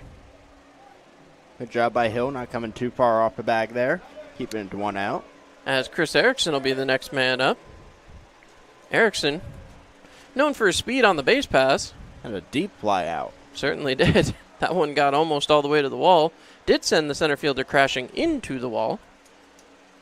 A little bit harder to hit the long ball here in historic Dunfield, as, well, the wall plays a very big factor. As that one thrown in there, bounces away. 1 ball, no strikes. 1-0 count. As the Pioneers looking to get back even here. As coming back set. Laird throws, and a big cut on that one. 1 ball, 1 strike, 1 out. A Tioga Down showdown. John, I got a Chuck Brame sighting. Chuck Brame is in and house. a Ryan Campbell. And Ryan Campbell. I care more about Chuck Brame. But ENY, ETM, both represented, and thank you so much for the coverage. That is inside, spinning out of the way. 2 balls, 1 strike. As Erickson, as I said, he's one of the most bean batters, I don't know, in the PGCBL. Definitely the most bean batter in the Pioneers lineup. Coming back set, the pitch. Cut on by Erickson through the middle of the gap, and that will put runners on first and second. So a couple of hits here for the Pioneers, as that's going to bring up Aaron Thomas. Thomas, as I was just talking about, hit by a pitch. He was hit by a pitch back to start the second inning. And you have to imagine somebody's got to be getting up down in that bullpen for the Tarp Skunks, as Laird laboring here in the bottom of the 4th. I got a righty throwing, but I cannot see the number because we got dark on dark numbers, John. It is a little difficult here. I forgot my binoculars. The pitch from Laird, taken outside, 1-0. Love to see one of those balls get away from the catcher and move some Pioneers runners around the base paths. Pioneers still just 3 hits on the night. 2 of those hits now standing on first and second base. Didn't have a hit since the bottom of the 1st. Before these 2 hits in the 4th. The pitch, cut on and missed. 1 ball, 1 strike, 1 out. Another Tioga Down showdown. Thomas steps back in. As I pointed out last night in Jamestown, that field played very big. The Pioneers' historic Dunn Field, the outfield does not play as big as it looks from up here, as this one grounded towards second. Kind of a funny bounce off the infield grass. That is going to be in time. So a double play, 4-6-3, as Thomas will end the inning, and the Pioneers will go back to the field for the top of the 5th. See what they can do when we come back here on Mixlr.com.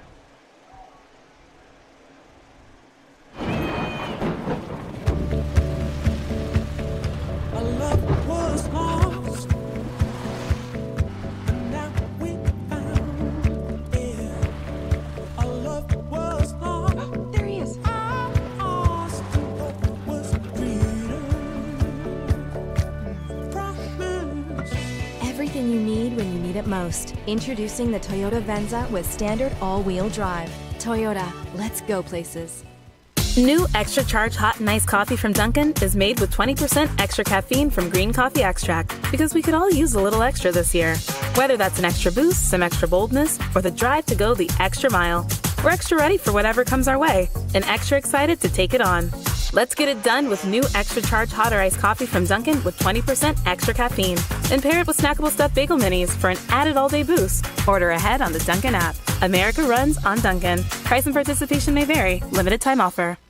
So, what brings you and Greg to marriage counseling today? Jake from State Farm. My husband calls him all the time. 2, 3 in the morning, it doesn't matter. I see. Greg, is this true? Yeah, Jake saves us tons on our insurance, no matter what time it is. He's always there. Mm-hmm. And how much did he save you? Hundreds. Listen, can I call this Jake from State Farm? You've got to be kidding me. State Farm is there for you anytime, anywhere. Call 1-800-STATE-FARM or click today. Get to a better state. State Farm.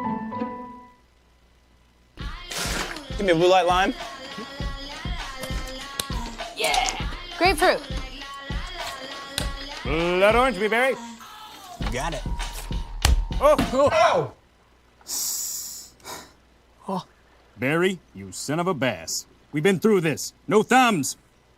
Just yanking your hook. Oh, good. When you're at the lake, you drink Labatt. That's lake law.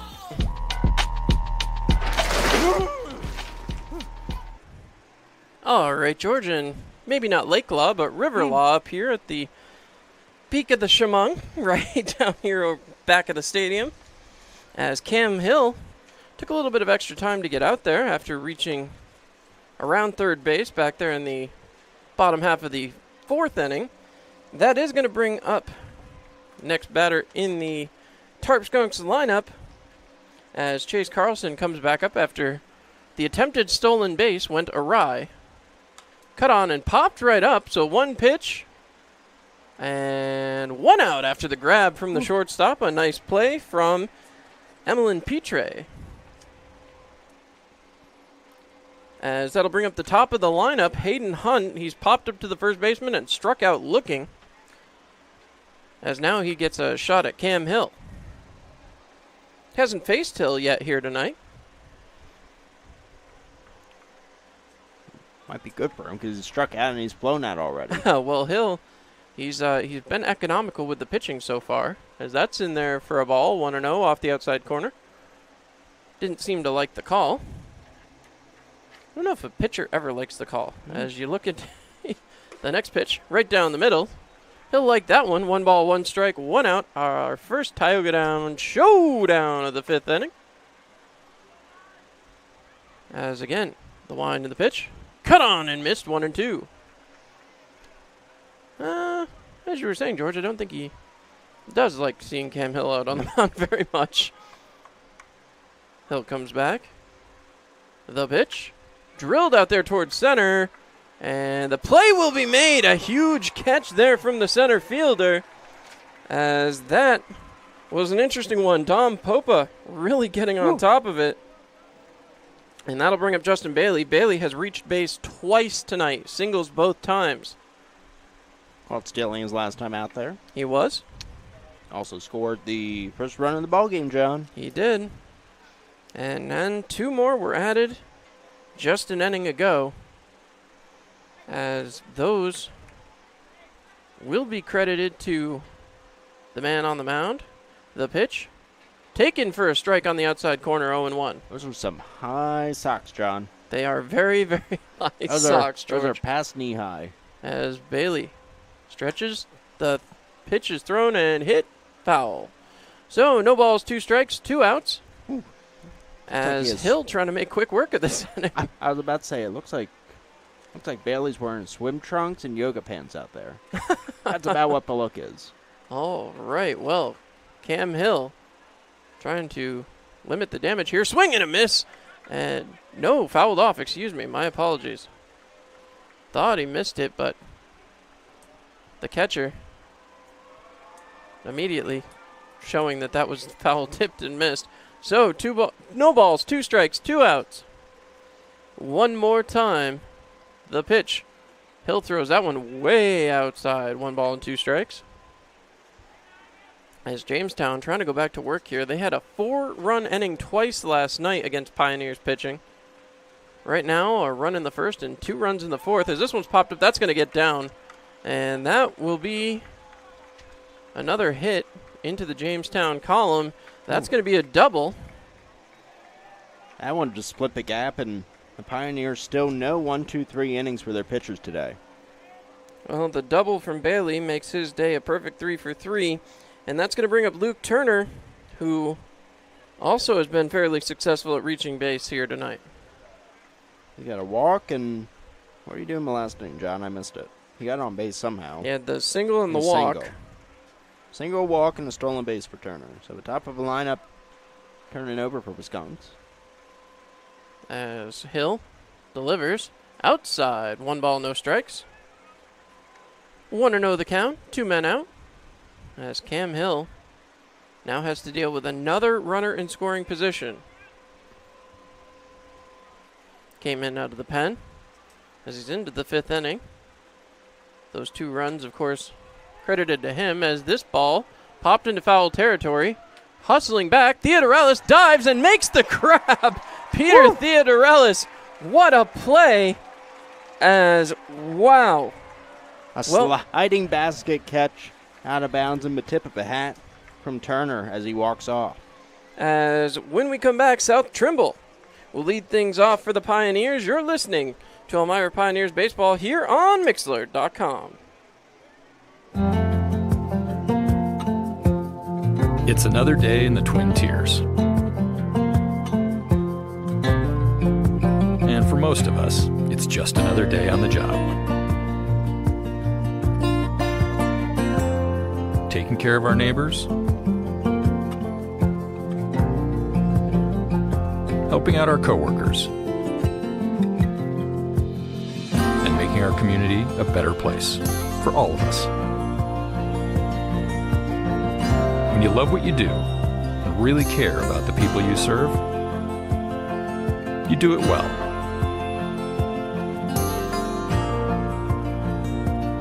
It's not for the glory, some big award, or even a pat on the back. It's just knowing that we can count on each other. That's reward enough. Arnett Health. It's what we do. Hi, this is Marian Decker, and at the Decker Agency, we've got over 34 years' experience in helping our clients get the best insurance coverage possible. We're local and we're trusted. We've built our business on the idea that customers should be treated like family. At the Decker Agency, we offer free quotes and 100 to schedule your free consultation today. And like the Marian M. Decker Fans, I'm so sorry about that as we cut off the paid-for advertisement. The Tarp Skunks in a hurry to get back out there on the field. And George, in the next half inning, we'll check the out-of-town scoreboard. But right now, the Pioneers trailing 3-1. South Trimble trying to go to work. First pitch in there. Strike 1. So 0-1 the count. As back for another inning of work, Laird right back out there here for the bottom of the 5th. The pitch taken inside, 1-1. Again, he's really been working the inside part against these righties. As Laird has allowed just 3 hits here tonight. Coming back. Laird winds and delivers. Cut on and right back towards second. Easy play for the second baseman. Little humpback liner right at him, John. The line out to the second baseman. These 3 batters all flew out to the left fielder back in their first time up. I think that's a first for me here at historic Dunn Field. Theodorellis back up there, the no batting gloves. As the shift comes on here. The pitch cut on by Theodorellis right towards the first baseman. 2-hopper, and he grounds out to the first baseman. That's a 3 unassisted as Sam Polanco comes up. A little surprised to see a shift here. But they all did shift, and, well, right into it as Polanco comes up. I'm smelling the popcorn, John. It's wafting Best up popcorn towards us. in the PGCBL. So I've heard. Your buddies at Socrates said that. They did. I'm very disappointed that we're not making it here to Dutton Field this year. We talked about it off the air. 6 World Series rings on that Stallions coaching staff, as that's in there for a ball, 1-0. Shane Spencer, one of those aforementioned Also a former Philadelphia Philly in there as well. So, the pitch. High and inside, 2-0. Well, when you're related to a World Series winning manager, you can get some people for you. Does help a little bit. 2-0 the count. The pitch. Cut on and missed, 2-1. We did get to see Charlie Manuel back at the All-Star game in 2019. Threw the first pitch. Oh. 2 balls, 1 strike. The next pitch thrown, bounced in there, 3-1. So Polanco working the count. As the Pioneers have to be happy about that. They've had some trouble getting anything going offensively here against Jamestown for the second time. They were able to get it going later on. That's the first 3-ball count since the second inning for the Pioneers batters. As now again, the pitch. Taken right down the heart of the plate. 3 balls, 2 strikes. Full count with 2 outs, and we'll see if Polanco can keep this inning alive as Dom Popa waits in the wings. As getting back set, Laird throws. That one cut on, fouled back right behind us.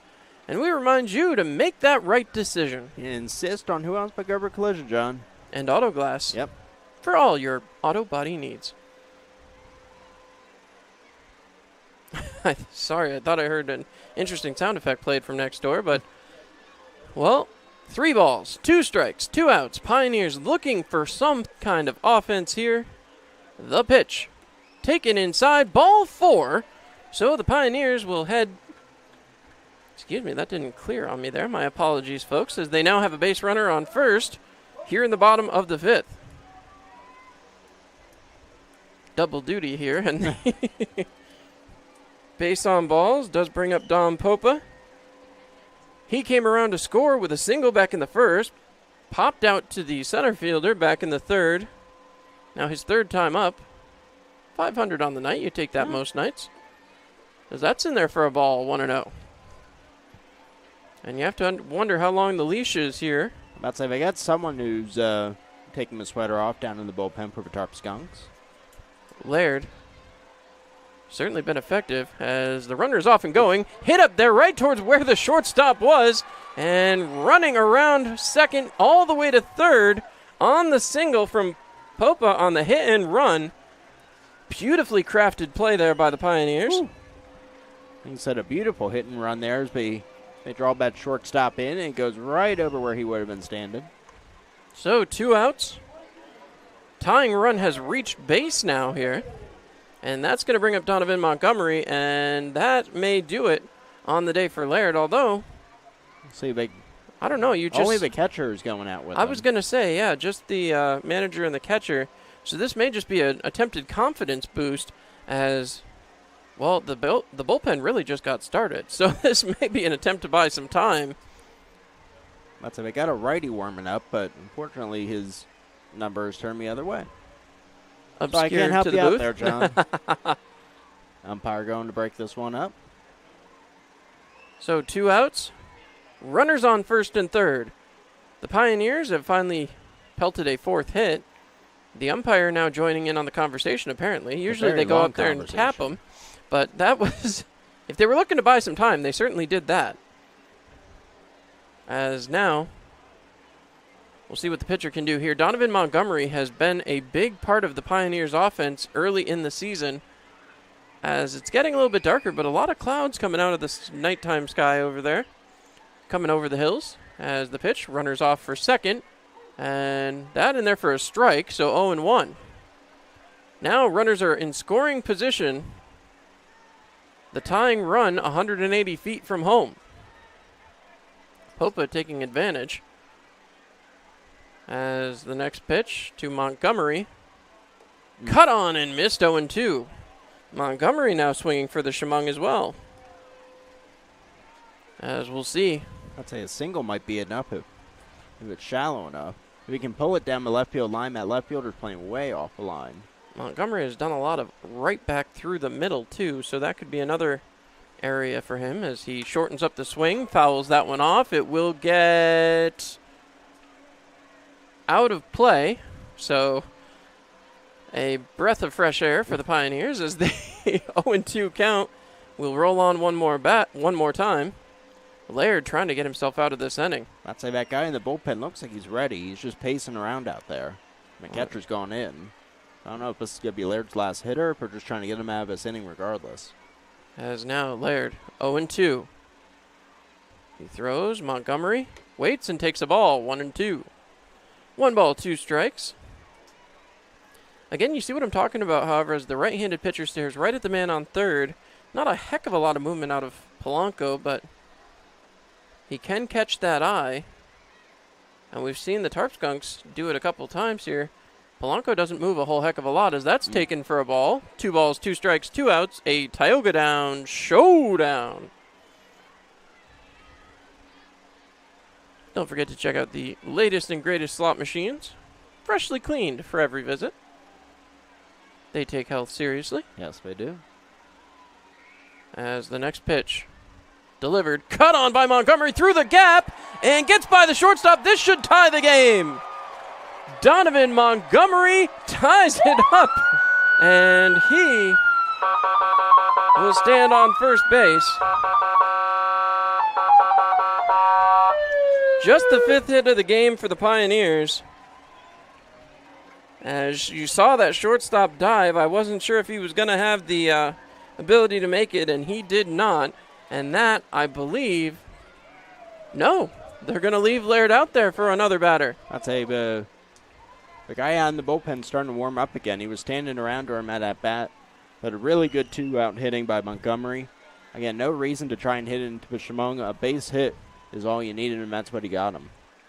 First pitch swinging, as that will get foul for Ben Shore. Shore, again, the catcher out of Auburn, as that AU flashes so brilliantly off the front of the batting helmet. Second straight year of Pioneers baseball where we've had some positivity out of Auburn, and 3 pieces this year after just 1 back 2 years ago. Brody Moore, congratulations to him, saw that he has had a successful college season as that one's thrown. The ball was taken, the stolen base now for Montgomery as he picked his target correctly. 1 ball, 1 strike. And now he's in scoring position with 2 outs. So we'll see if the catcher can do something here. Love to see Ben Shore get into the hit column here tonight after a strikeout and a ground ball to the first baseman unassisted. He's already contributed with those 3 caught stealings behind the plate. Certainly has, but now the offense needs a little help as he pelts that one out to left. That's going to get way out of play. And we remind you again to make that right decision. Insist on Gerber. I'm sorry, but it landed in the bullpen, and there was a kid who was running after it, and it was entertaining. 1 ball, 2 strike count. You had to see it, John. It was something. Always fun here at historic Dunfield. Oh, boy. He didn't even get the ball. Oh, that's unfortunate. As now again, a ball and 2 strikes. Somebody get that kid a ball. The pitch. Thrown on, taken. 4 ball, 2. 2 balls, 2 strikes, 2 outs. Another Tioga down showdown. So the catcher's trying to frame one up here, but he's not getting that call. Certainly isn't. And again, you said it, the pitcher working down in the bullpen. Laird trying to find what he can to get out of this inning. And the Pioneers looking for their first lead on the day. The pitch outside again, 3-2. Can't frame up that one. Full count, and the pitch count has certainly, the clicker has got to be going crazy down there in the Tarp Skunks bench area. A really impressive performance from Laird so far, though, I got to say. 5 hits. I mean, getting that over 5 innings, you'll take that most nights. The pitch cut on and fouled away, 3-2. As a look at Ben Shore staying alive. Staying alive. Not gonna help me out there? I'm watching my kid with the... Still chasing the ball? He didn't get that one. I gave it to the kid next to him. Oh, 3 balls, 2 strikes. The pitch cut on and fouled back towards the booth. As that sounded a little... as that one went right towards the opposing broadcaster. 3 ball, 2 strike count. He's fine. Seems to be. As a runner stands on second base, Donovan Montgomery out there. Battling. Certainly is, and a long at bat here from Ben Shore. Ben Shore having himself a night. The pitch. Taken high and inside. He's going to walk, and that's going to put a runner on first and second now.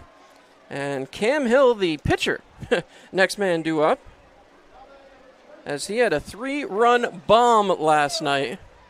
As now the manager looking to be heading out here. And that may be the end of the day for Laird. And he does signal for the pen. We'll step aside for 30 seconds. Be right back here on Mixlr.com. This is Marion Decker, and at the Decker Agency, we've got over 34 years' experience in helping our clients get the best insurance coverage possible. We're local and we're trusted. We've built our business on the idea that customers should be treated like family. At the Decker Agency, we offer free quotes and consultations. Our clients can build their coverages to best suit their needs and budget. Please stop into our office at 416 East 14th Street in Elmira Heights, or call us at 607-734-1100 to schedule your free consultation today. And like the Marion M. Decker Agency, LLC on Facebook. At the Decker Agency, we help you protect what matters most.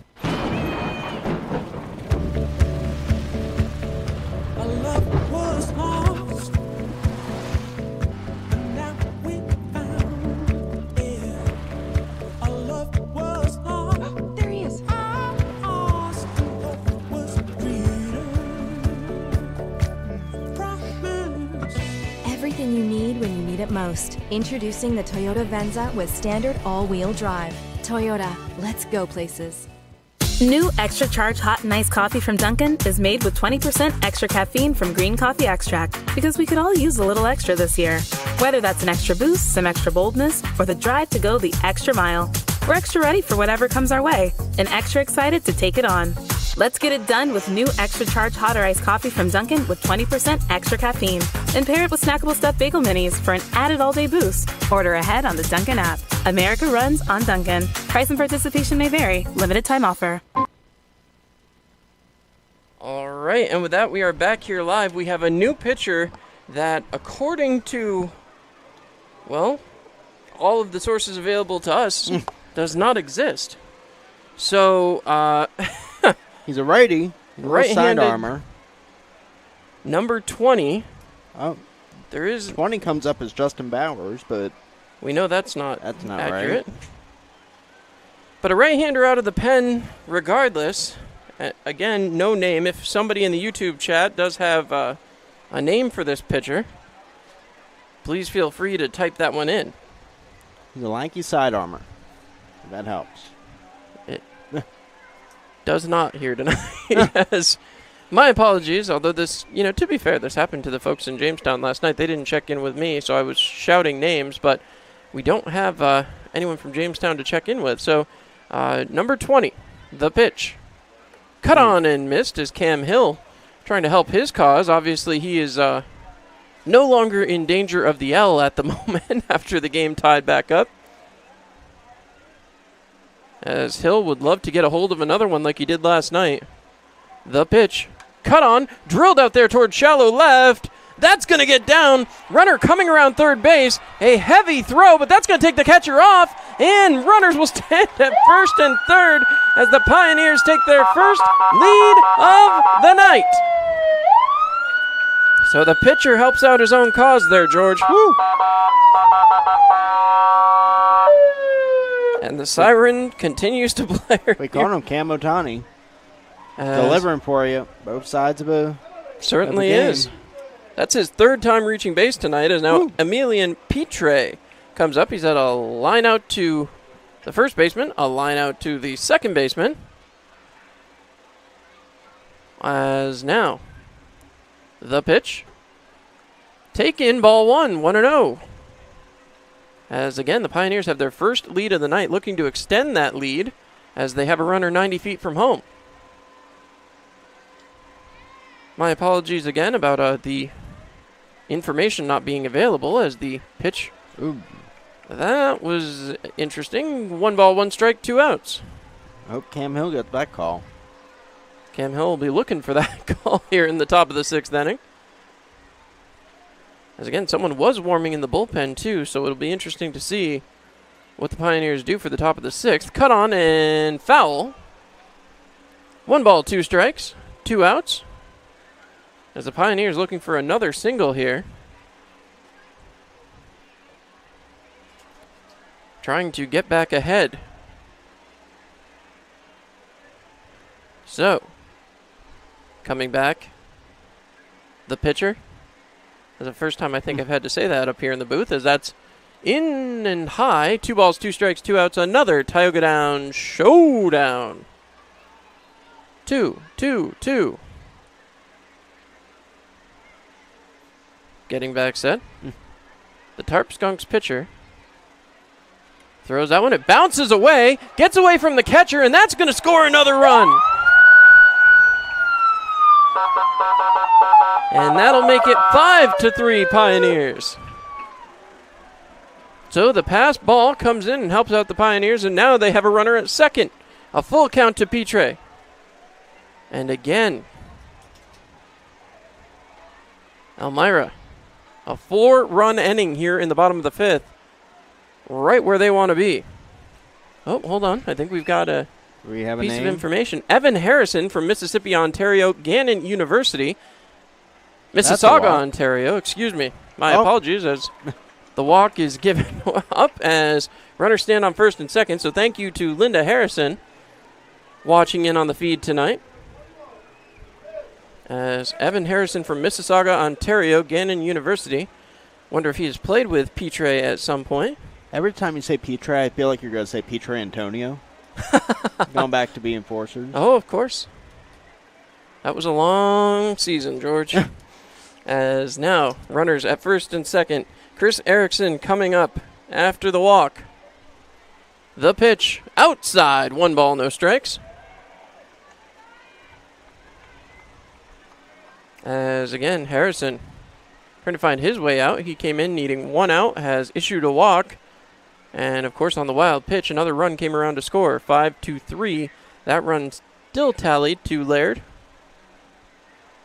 As the next pitch, cut on and missed by Erickson. 1 ball, 1 strike. 1-1 the count. Pioneers 5, Tarp Skunks 3, bottom of the 5th inning. The nature's joined us here. I was going to say, the wildlife has started creeping, George. Again, I want to thank everybody for joining us here. That pitch high from Harrison, 2 balls, 1 strike. 2-1. Always a wonderful night out here early in the summer as the Pioneers trying to get going against the Tarp Skunks again. The pitch, cut on, popped up by Erickson. This one may be playable. The first baseman coming in, and he will make the grab. So Harrison comes in and does get that final out, but not before another run will cross the plate. And that means that the Tarp Skunks now looking for some offense as they go back to the field. Or excuse me, go back to the plate. My apologies. We'll be back here on Mixler.com, and when we come back, we should have some out-of-town scores for you. It's another day in the Twin Tiers. And for most of us, it's just another day on the job. Taking care of our neighbors, helping out our coworkers, and making our community a better place for all of us. When you love what you do and really care about the people you serve, you do it well.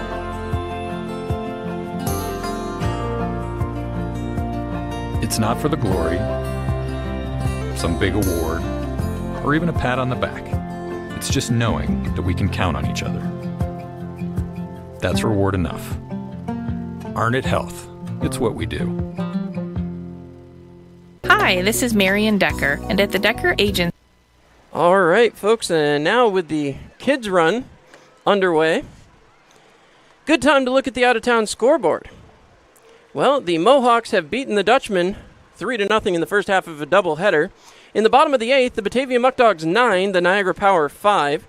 Top of the 8th, Auburn Doubledays 3, Watertown Rapids 0. The Glens Falls Dragons 0, Socrates Stallions 6. The Geneva Red Wings have a 6-0 lead on the Newark Pilots. And in the bottom of the third, Amsterdam Mohawks 3, the Albany Dutchmen 0. As they get set, another inning going to be taking place here for Cam Hill.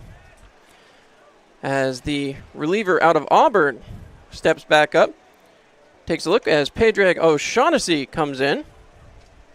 And again, the Pioneers going right back to work here. They just put up a 4 spot there in the bottom of the 5th. Now here in the top of the 6th, we'll be looking to make an impact in the field. Hopefully a 1-2-3 inning, as they have still yet to have one of those here tonight. So, Pioneers back in the field as they get set. Top of the 6th inning. The hit directly down to the first baseman, and that is going to be an easy play, 3 unassisted on O'Shaughnessy. That'll bring up DiMaggio Cazares. Cazares with 1 out. Steps up to the plate. Again, 9 hits tonight for those Jamestown Tarp Skunks. As Cazares stepping in. As Cam Hill trying to have himself an inning here tonight. Hill has pitched the 4th, pitched the 5th, and now pitching here in the 6th. The wind, the delivery in there for a strike. 0-1. So, no balls, 1 strike, 1 out here in the top of the 6th inning. Hill winds and delivers. Swung on and missed. No, they say he fouled that one off. 0-2. Snowballs, 2 strikes, 1 out. Pioneers with that 5-3 lead here at historic Dunn Field. The wind and pitch from Hill. Taken outside. 1 ball, 2 strikes. 1-2 the count. As the Tarp Skunks looking to keep things going. The wind and the pitch from Hill. Taken. And they call him out. An umpire did not move, so that is no. 2 balls, 2 strikes, 1 out. I thought that was a punch out, but no, they call 2 balls, 2 strikes. Well, here we go again as Cam Hill trying to find his way through this inning. The wind and the pitch, cut on and fouled back right into the netting. As again, Elmira trying to put up a 0 again here in the top of the 6th. Trying to count down the outs is now just 11 outs from victory if they can keep zeros up on the board. Pioneers have that 5-3 lead as that's way outside. 3 balls, 2 strikes. Full count now. As again, getting back set, Cazares awaits the pitch. As the payoff, wind delivered in there, strike 3, as the tag will be made, and down on strikes goes Cazares, and that'll bring up Justin Bowers. Bowers here on the night, he has doubled, he has struck out looking, and in the 1-for-2 evening, he'll be looking to stretch out this top of the 6th inning. Pioneers right back to work and trying to get back to the offensive side of things. A 4 spot in the bottom of the 5th. They would love to add on to that here in the bottom of the 6th inning. The wind and the pitch. Taken for strike 1, 0-1. No balls, 1 strike, 2 outs. Here in the top of the 6th inning. As Elmira going back to work. Cam Hill winds, delivers. In there for strike 2, 0-2. No balls, 2 strikes, 2 outs. As one more time, the wind and the pitch. Cut on and miss, strike 3. So the Pioneers put them down in order as we head for the bottom of inning number 6. The Pioneers have the 5-3 lead. You're listening to Pioneers Baseball here on Mixlr.com. This is Marion Decker, and at the Decker Agency, we've got over 34 years' experience in helping our clients get the best insurance coverage possible. We're local and we're trusted. We've built our business on the idea that customers should be treated like family. At the Decker Agency, we offer free quotes and consultations. Our clients can build their coverages to best suit their needs and budget. Please stop into our office at 416 East 14th Street in Elmira Heights or call us at 607-734-1100 to schedule your free consultation today. And like the Marion M. Decker Agency, LLC on Facebook. At the Decker Agency, we help you protect what matters most.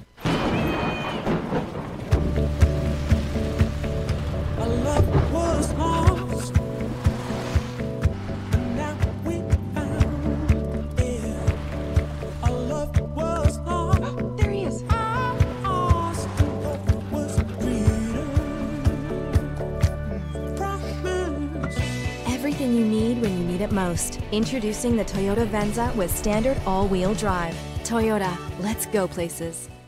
New Extra Charge Hot and Iced Coffee from Dunkin' is made with 20% extra caffeine from green coffee extract because we could all use a little extra this year. Whether that's an extra boost, some extra boldness, or the drive to go the extra mile, we're extra ready for whatever comes our way and extra excited to take it on. Let's get it done with new Extra Charge Hot or Iced Coffee from Dunkin' with 20% extra caffeine. And pair it with snackable stuffed bagel minis for an added all-day boost. Order ahead on the Dunkin' app. America runs on Dunkin'. Price and participation may vary. Limited time offer. All right, and with that, we are back here live as Aaron Thomas, the first man up. As Thomas steps in. He takes a look. First batter here in the bottom of the sixth. Thomas tonight was hit by a pitch, so he's 0 for 1 on the night with a double play, 4-6-3. As one more time, Thomas steps up, 1 ball, no strikes. The wind and the pitch. Taken in there for a strike, 1-1. 1 ball, 1 strike here in the bottom of the sixth inning. Thomas set. As he waits. Pitcher comes back. He will wind and deliver. Cut on by Thomas. That one's drilled down the left field line, but just foul. 1 ball, 2 strikes. 1-2 the count. As Thomas steps right back in. Waiting. The wind and the pitch. Taken for strike 3. So Thomas will go down looking. And that's going to bring up South Trimble. As Trimble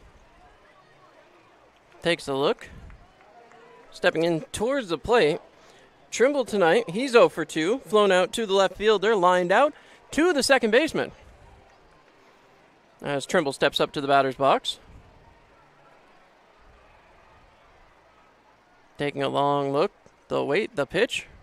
In there on the outside corner, 1 ball, no strikes. Or excuse me, no balls, 1 strike, my apologies.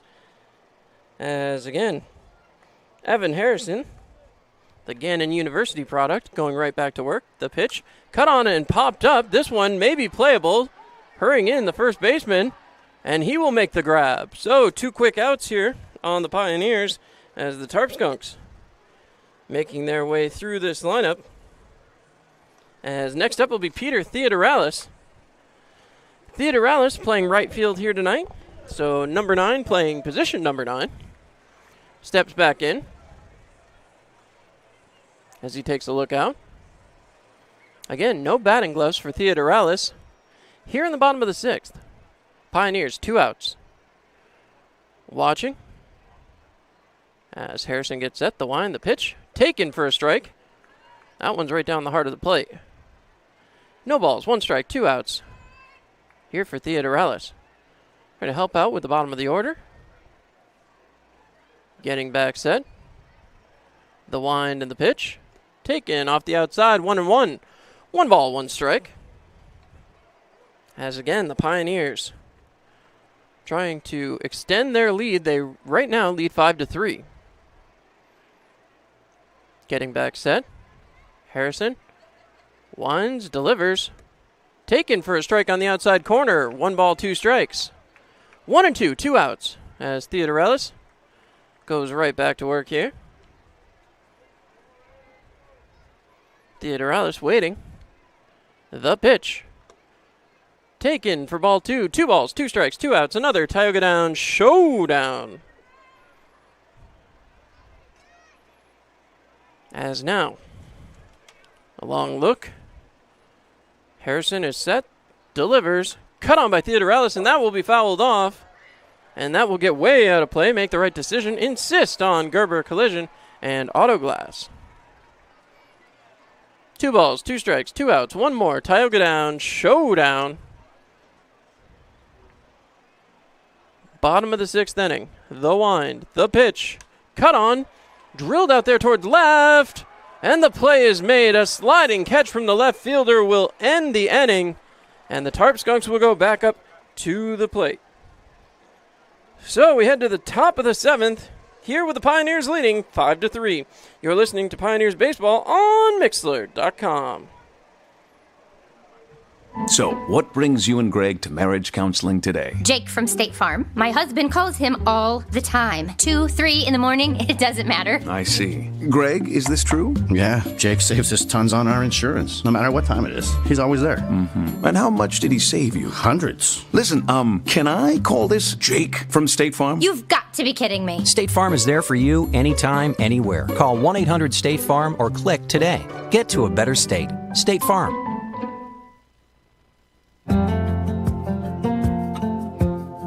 It's another day in the Twin Tiers. And for most of us, it's just another day on the job. Taking care of our neighbors,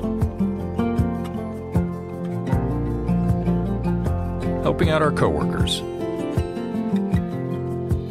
and making our community a better place for all of us.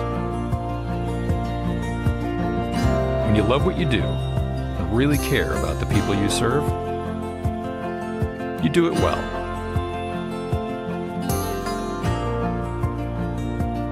It's not for the glory, some big award, or even a pat on the back.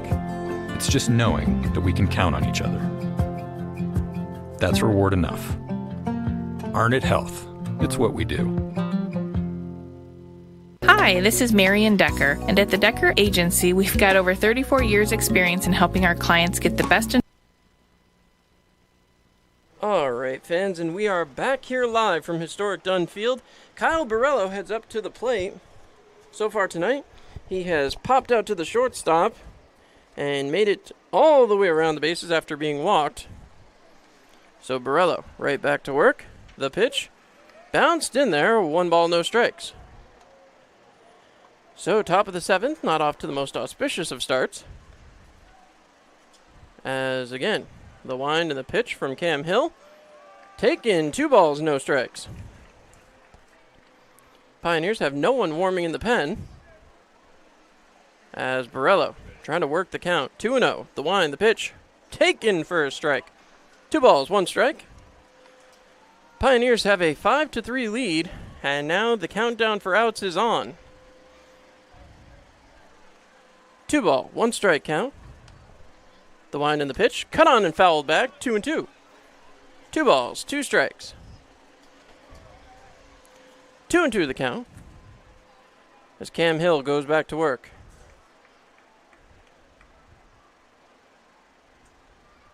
Taking a look. Hill getting some major innings out of this. As that is outside. 3 balls, 2 strikes. Still no one down in that bullpen area. Tarp Skunks, on the other hand, do have someone up and throwing. As they wait, the wind and the pitch from Cam Hill. Taken outside, ball 4. So that'll put a runner on with nobody out. As that brings up Kevin Koziel, I think is what I went with earlier, so my apologies, fans. As now, Pioneers going to have to go to work here as some relief heads down towards the bullpen. I believe that's going to be Drew Haight warming up down there. Runner stands on first. Hill trying to go back to work. The pitch. Cut on. Popped up. This may be playable. Thomas drifts over towards his own bench and cannot make the grab, so 0-1 the count. Aaron Thomas had the read on it. That'll be the first error of the night for the Pioneers. So, stepping back in, Cam Hill, looking to clean up his own mess here. Got a runner on first. A possible out that should have been made there, as it's 0-1 the count. That one cut back up towards the second baseman, scooped up, thrown over, back to first, not in time. So, 1 out made on the play, still a runner at first. As on the fielder's choice, Koziel will reach. So, Julian Ujima be the next man up. Ujima on the night, base on balls, and a single. As once again, the Pioneers defense having to go to work. The pitch from Hill. Off the outside corner, 1 ball, no strikes. 1-0 the count. As again, Hill, a runner on first. That play just developed a little too slowly to turn 2, but had the right approach. The wind and the pitch. Cut on, 1 ball, 1 strike, 1 out. A Tioga Down showdown. As again, Cam Hill right back to work here. Runner stands on first as Ujima trying to move him along. He sets the wind and the pitch. Taken for a strike. 1 ball, 2 strikes. 1-2, 1 out. Right here in the top of the 7th inning. Pioneers trying to get through another inning of work. Would love to put a 3rd straight 0 up on the boards. As again, the wind, the pitch, right, well, I guess a little bit low. 2 balls, 2 strikes. I thought that one rung him up, but umpire disagreed with me, so Cam Hill once again looking for a chance to get himself out of this inning. 2 ball, 2 strike, 1 out. Runner standing on first. He inches off of first base. As now again, the check, the throw over, not going to be in time. And that dropped foul ball, hoping the Pioneers that won't come back to cost them. Right now, the line score for Jamestown, 3 runs, 9 hits, 2 errors. Pioneers, 5 runs, 6 hits, 1 error. Conversion rate, as that's thrown in there, and again missed just inside. 3 balls, 2 strikes. So as I was saying, conversion rate really favors the Pioneers, and 5 runs on 6 hits. The 3 runs on 9 hits, a little bit less. As Jamestown trying to get going here, as they trail by 2 runs here in the top of the 7th. The wind, the pitch, runners off and going, strikeout, as that will be the 2nd out here. The runner does, however, move on to second base. Not what the Pioneers were hoping for there. But after the strikeout looking, Chase Carlson will come up. He struck out swinging and popped up to the shortstop. Would love to have either one of those things happen again as the Pioneers trying to get out of this top of the 7th. Now a runner in scoring position. As another look. Checks on the runner, the wind and the pitch. Taken low, 1 ball, no strikes. 1-0 the count. 2 outs. Here in the top of the 7th inning. Pioneers trying to get out of this one more time. Cam Hill checks on the runner. The pitch. Big cut there. 1 ball, 1 strike, 2 outs. As again, Hill is getting him swinging. There is activity down in the bullpen as Haight getting warmed up. Hill waits. Comes right to the plate, and that's in there for a strike. 1-2. Hill not concerned about the runner, it appears, as he hasn't checked on him barely at all in this at-bat. Only needs 1 out, so the runner becomes inconsequential.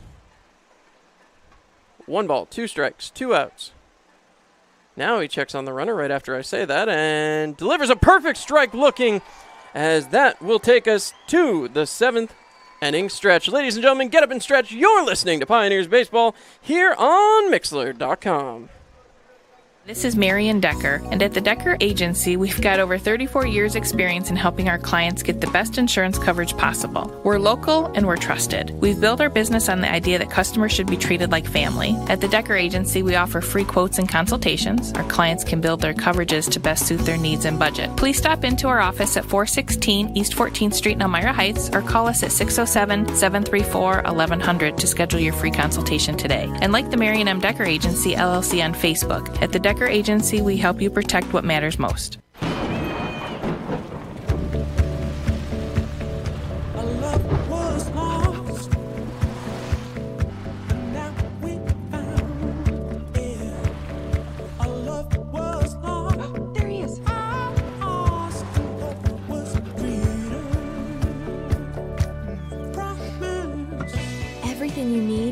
it most. Introducing the Toyota Venza with standard all-wheel drive. Toyota, let's go places. All right, ladies and gentlemen, the Tarp Skunks have another new pitcher to tell you about as Christian Lewis makes his way out from the bullpen. We'll see what he can do here against the Pioneers. Lewis, as I look for some information for you, he is out of Oakland University, the right-hand pitcher. So he will come up as he gets his last couple of practice throws in, and we welcome George Stockberger back to the booth. George, welcome back. Thank you. Had to do my 7th inning stretch in the 5th inning.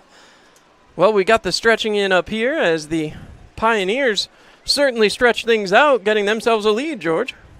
They did. And thankfully that didn't change all that much when I was gone, John. We were concerned. However, Sam Polanco will lead things off for the Pioneers against the newest pitcher in the game. As we head to the bottom of the 7th, the Pioneers, 6 defensive outs away from a W, certainly would love to add some insurance as 2 runs, never enough. No. Well, especially against this Jamestown team. We've seen they can put up some runs. They put up 2 innings of 4-run ball yesterday. So the third baseman in an interesting position watching his new pitcher as they take the long look. As I said, we'll see how this all plays out, but Christian Lewis, the right-handed pitcher, is the man into the game. So we run into the bottom of the 7th inning. Everything's cleared. 3 runs, 9 hits, 2 errors for Jamestown, 5 runs, 6 hits, 1 error for the Elmira Pioneers. And Polanco, okay, now he starts to make his way up. I was wondering if we might see a change. Andrew Drum has not done a heck of a lot of that late inning substitutions. Really, the only time we've seen it was in the bottom of the 9th inning when he substituted Donovan Montgomery, who did end up getting the game-winning hit a couple of days ago. So Polanco. That batter's box is completely gone, by the way. Oh, yes, 100%. It's completely gone. Lucky thing it's just there's 1 corner left. Superficial. Two. The back corner's there. The top corner's there where the line meets it. Superficial, just like the strike zone tonight, John. As the pitch, high, 1-0. It is what you make it, George. He's making it inconsistent. 1-0 the count. As long as he doesn't eject me. I don't think he can hear you from up here. Well, that's thank goodness. 2-0. We're certainly not over the PA system. As again, that was a first for me, getting to see the camera crew, or not the camera crew, excuse me, the PA announcer thrown out back a couple days ago. 2 balls, no strikes to start things off here in the bottom of the 7th. That one is taken for a strike, and Polanco doesn't like that one. 2 balls, 1 strike. He squared around, but I guess he didn't come back in time or something. I'm not sure there. But again, as I said, certainly not happy with the call. The wind and the pitch taken outside, 3-1. So not a spectacular start to his first inning of work here out of the bullpen. As again, the Elmira Pioneers trying to add on some insurance here in the bottom of the 7th. The wind and the pitch. Attempted bunt will be fouled off. 3 balls, 2 strikes. So that'll take the bunt off the table, you would think, George. You would think. We've seen a lot of bunting in this game, John. Certainly have. You heard Andrew Drum talk earlier in the season about the not wanting to play small ball, letting these guys get their rips and giving a chance to impress. Well, 500 record right now. They might be feeling the pressure to impress a little more with the ability to play the team game. 3-2 count. Thrown in there, inside, and ball 4. The Pioneers have a base runner to start things off as we turn it over. Top of the order, Tom Popa will be the next man up. Popa's not had a bad night, George. No, he's got 2 hits. Both came singles. around to score on both times. Both times. Had a defensive indifference, advanced to second. He did. Pretty productive. And he's got that bright blue and gold helmet. He certainly does from back. I'm about to say it's almost like Little League where everyone has their own helmet, their own bats, their own gloves. Well, you get comfortable with the equipment, and I'm sure that has an impact as the University of Pittsburgh product. Proudly wearing his blue and gold. That's in there for a ball. I don't know if you take your bat off the shoulder here until this guy proves he can throw a strike. As a walk to start the inning and an immediate ball to the next hitter. So the next pitch coming here, the wind and the pitch as Polanco is off and going. That's ball 2, thrown past the hitter, and now up is Polanco. I think he had time to get to third. I don't know, the way that bounced, it almost ate up the center fielder. So, yep. Well, 2 balls, no strikes. And Polanco has a storm happening next door. There's some rumbling going on. As we are almost completely dark out there now, John. It certainly is. 2 balls, no strikes, nobody out. Here in the bottom of the 7th inning, 5-3 in favor of the Pioneers, but they are threatening again. Check on the runner, the wind and the pitch. Taken for ball 3, 3-0. As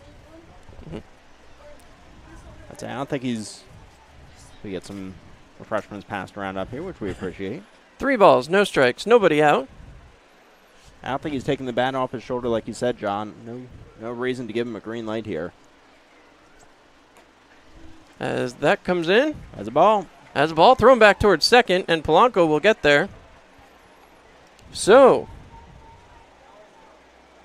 another base on balls, and I said, like you just echoed me, George, why take the bat off the shoulder? Exactly.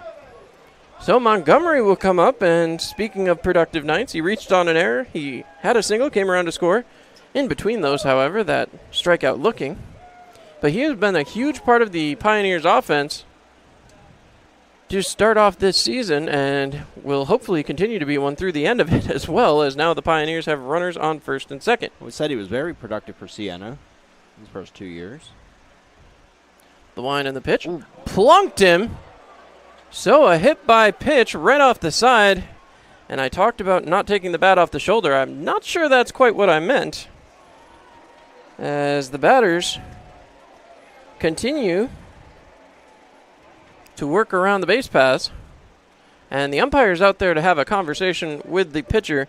I cannot imagine that was intentional. No. I mean, there's some as now it looks like there's movement out in the bullpen after. I think he's just making sure that he's all right. And after throwing up that many pitchers outside the strike zone, I can't imagine he's giving him any advice. But just making sure he's okay. Well, they're checking on Montgomery, too. He's still been over there. That pitch really got him in, I don't know, that looked almost like the rib area. I can't tell exactly from up here, but not comfortable to say the least. I've never seen a conversation with just the umpire and the starting pitcher out on the mound go like that. That was interesting. Imagine I don't know if he's allowed to just calm him down. That's his coach's job. A long conversation. It certainly was. Shore comes up. Everybody getting in on the infield grass now. The wind and the pitch. Taken for a ball, 1-0. You can almost, I'm about to say now first baseman's coming in. I'm going to say bunting off the first base line if you had to, but he's playing in now. You can I'm about to say now you can bloop one over their heads and get 2. Certainly could. Everyone's on the grass. Well, we talked about insurance runs being so important here.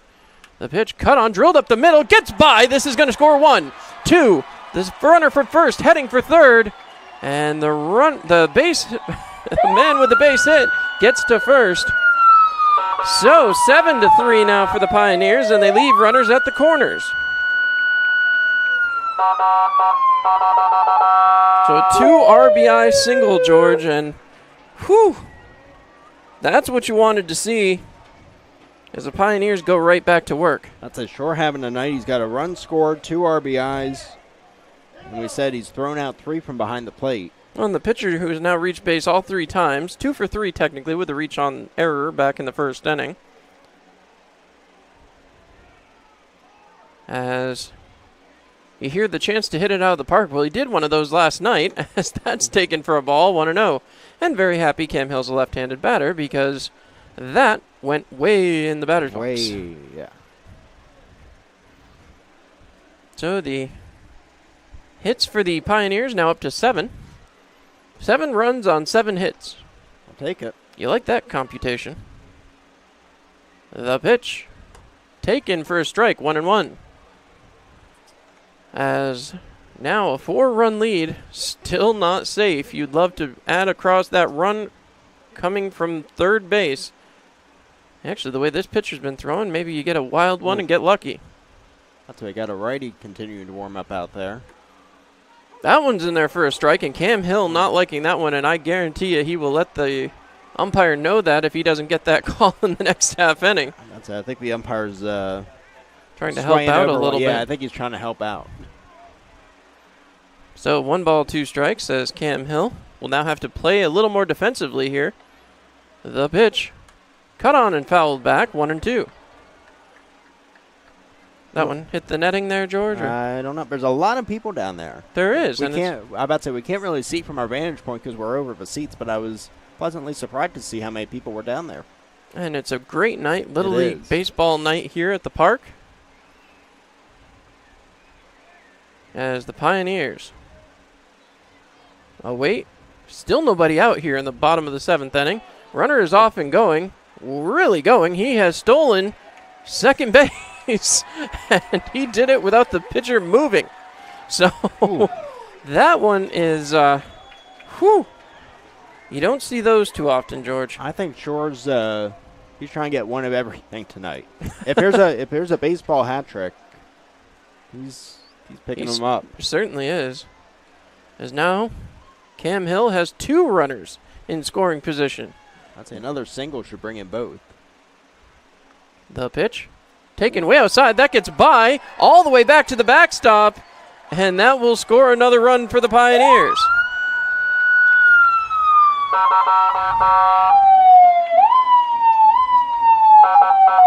So the siren goes off again as Cam Hill is up. I mean, at what point, if you're, I don't know why he's still out there. The Jamestown manager has not come for his hurler as of yet, and the Tarp Skunks have to be frustrated. I mean, they had excellent work out of that starter.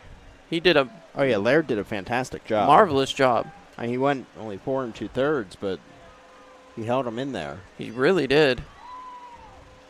I believe he will be on the hook for the loss as the last runner to come across to give the Pioneers the lead was Laird's man. So 3 balls, 2 strikes. You got to imagine this is his last batter here, still with no outs.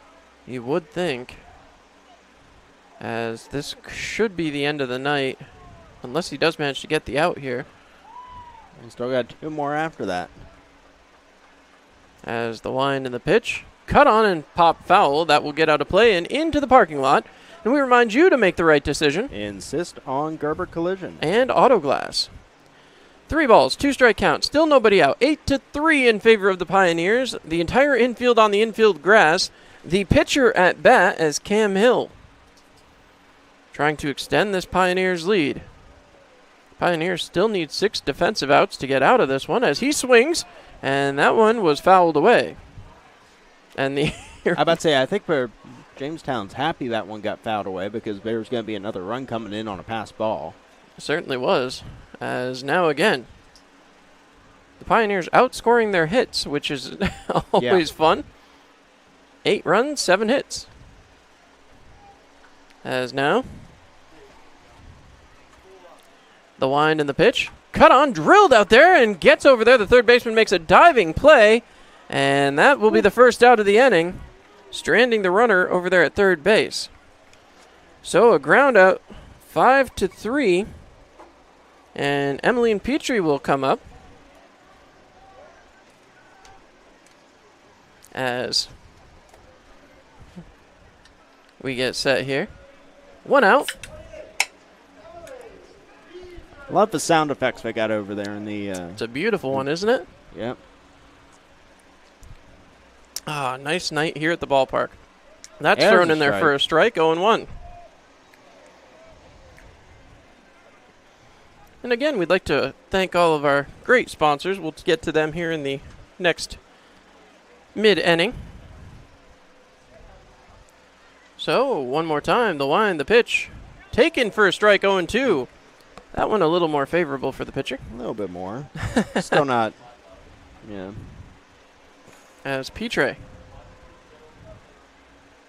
Again, he hasn't been able to play ball in over a calendar year up there in Canada. Obviously, the lockdown being what it is.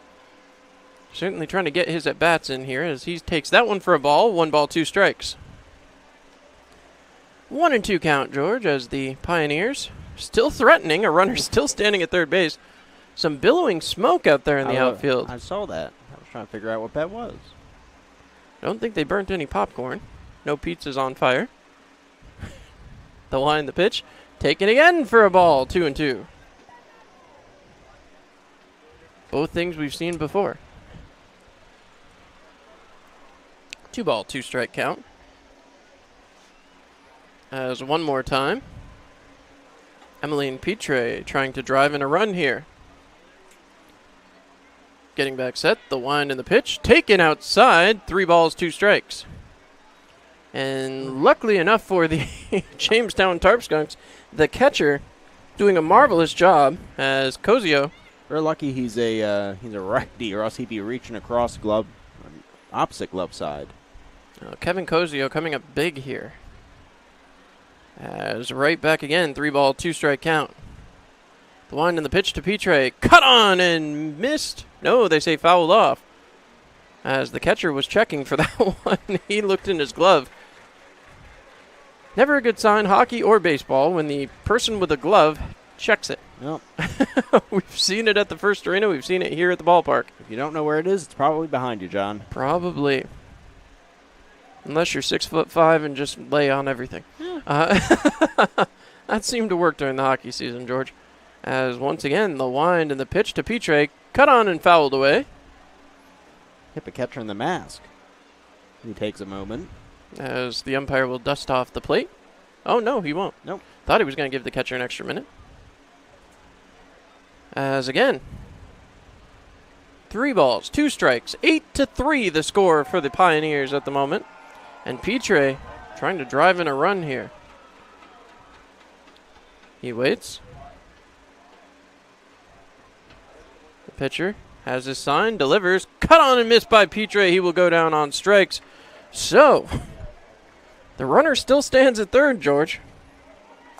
And it's going to be up to Chris Erickson. Ooh. Quite a battle back here from this man on the mound. I'm about to say, in those back-to-back back-to-back outs, the man stopped warming up in the bullpen. I think they were. Yep, he stopped. Bouncing around out there. Still needs one more. As the Tarp Skunks pitcher going back here. Christian Lewis. Outside, 1 ball, no strikes. There was that reach you talked about before, George. The righty has to make that one. Erickson, he's got a single, and he's flown out twice already. Well, the infield, back off the infield grass here with 2 outs. The pitch inside, and I think that hit Erickson, and it did, as that will not allow the runner to come home. As, again, runner will get to first base. As Erickson heads down with the base on balls, and that brings up Aaron Thomas, who has also felt the sting of a hit by pitch tonight, grounded into a double play and struck out looking. I was about to say, he felt the sting of that double play. Felt that too. I don't know which hurts worse, getting beamed or bouncing into a double play, but that looks like that's going to be the end of the night. I'm about to say, I thought that was the pitching coach going out. It is. You're right. My apologies. I didn't see him signal towards the bullpen, so looks like this may be a confidence-building exercise. I should have done that a couple batters ago, John. Well, the last couple, you did get the outs as a punch-out and an out on a ground ball, so a lot of conversation here as the umpire goes over to talk to Andrew Drum now. Oh, no. Nope, he's getting some baseballs. Getting some baseballs from radio down there, who got some applause last time the Pioneers were at home. What for? Not really sure. The fans just applauded as he went to go retrieve a foul ball, so always fun. Always a fun night here at historic Dunn Field. Oh, yeah. 132 years of baseball in Elmira, and, well, always a moment for some fun as the pitch taken in there for a strike, 0-1. Well, the confidence boost apparently working a little bit here. A little confused as to why Erickson isn't off and running. If he can get it in a rundown, they can still cross that 9th run of the game. The pitch cut on and missed by Thomas, 0-2. So the possibility to run now pretty much over. Again, I'm thinking strategically here with the ability of Jamestown to swing the bat. I would want the one more piece of insurance if I'm the Elmira Pioneers, especially after what Jamestown showed yesterday. Swing and a miss on the strikeout. This is unnecessary. That does it for the inning. I'm not sure why they threw down. But we head to the top of the 8th. The Pioneers with a lead, 8-3. As I said, we won't be going right to break as we have some people to thank. And as always, a huge thank you to all of our amazing fans, season ticket holders, and of course, our great sponsors. So a huge thank you to AJ's, Arca Chemung, Arna Health, Bill's Bullpen, Blaze Brockway Contracting, Buckley, Chemung Canal, Dr. Dozax, Elm Chevy, Elmira Heat Treating, Easy Budget, Faro Gas, First Transit, GTP, Hardin, Hilliard, IBM, J. Schultz Massage, Junior Enforcers, Jubilee Foods, Just in Time, M&T Bank, Marion Decker, Morrison's, NYSCO PBA, Rodney Strange, Ryan's Distributing, Salem, Save-A-Lot, Seneca Beverage, Shedden's Wholesale, Simmons and Rockwell, Skyworks, Solutions FCU, Southern Tier Custom Fab, Suburban Propane, Texas Roadhouse, Tom South Corning Collision, Vasco Brands, Weiss Markets, X-Gen Pharmaceuticals, and Wilbur Auto Sales. We'll step aside one more time. We'll be back with the top of the 8th after this. New Extra Charge Hot and Iced Coffee from Dunkin' is made with 20% extra caffeine from green coffee extract because we could all use a little extra this year. Whether that's an extra boost, some extra boldness, or the drive to go the extra mile, we're extra ready for whatever comes our way and extra excited to take it on.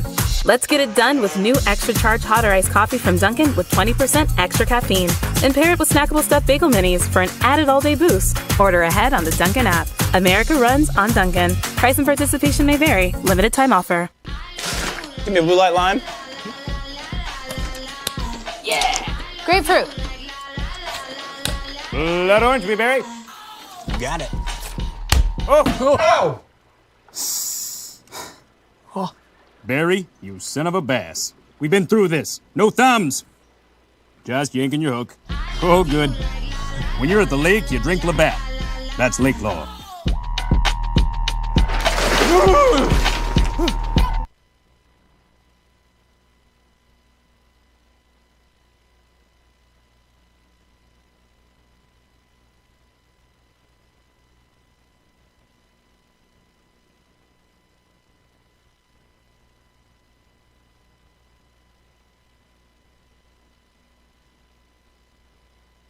All right, and a new pitcher to tell you about here as number 8, Drew Haight, gets into the game.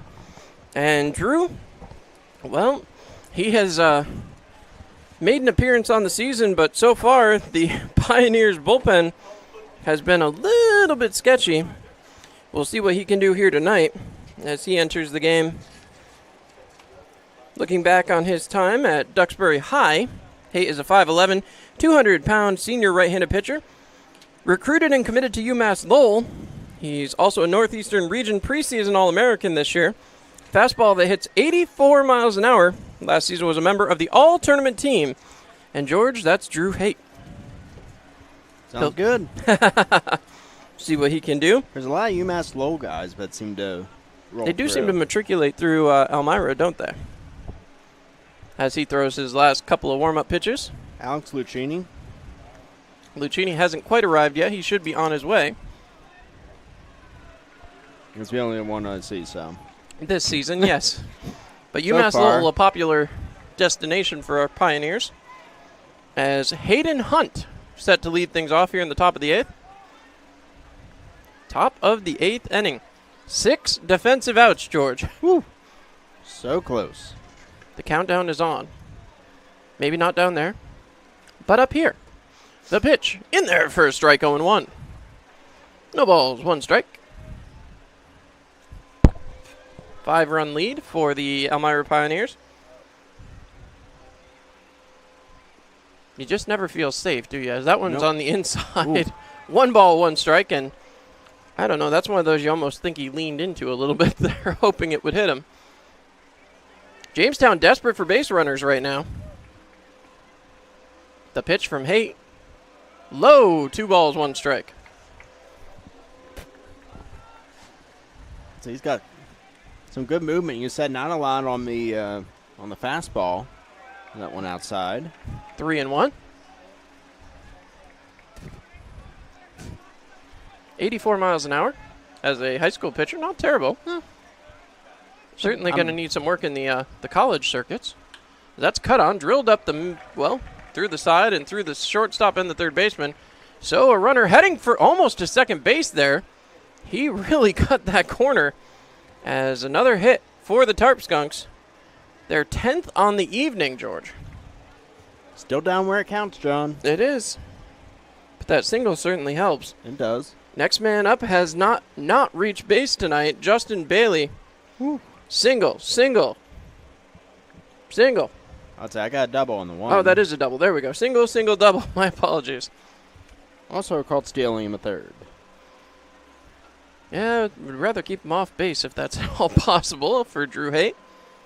Haight coming back set. Winds and delivers. Strike 1, 0-1. The thing with a pitcher whose speeds are...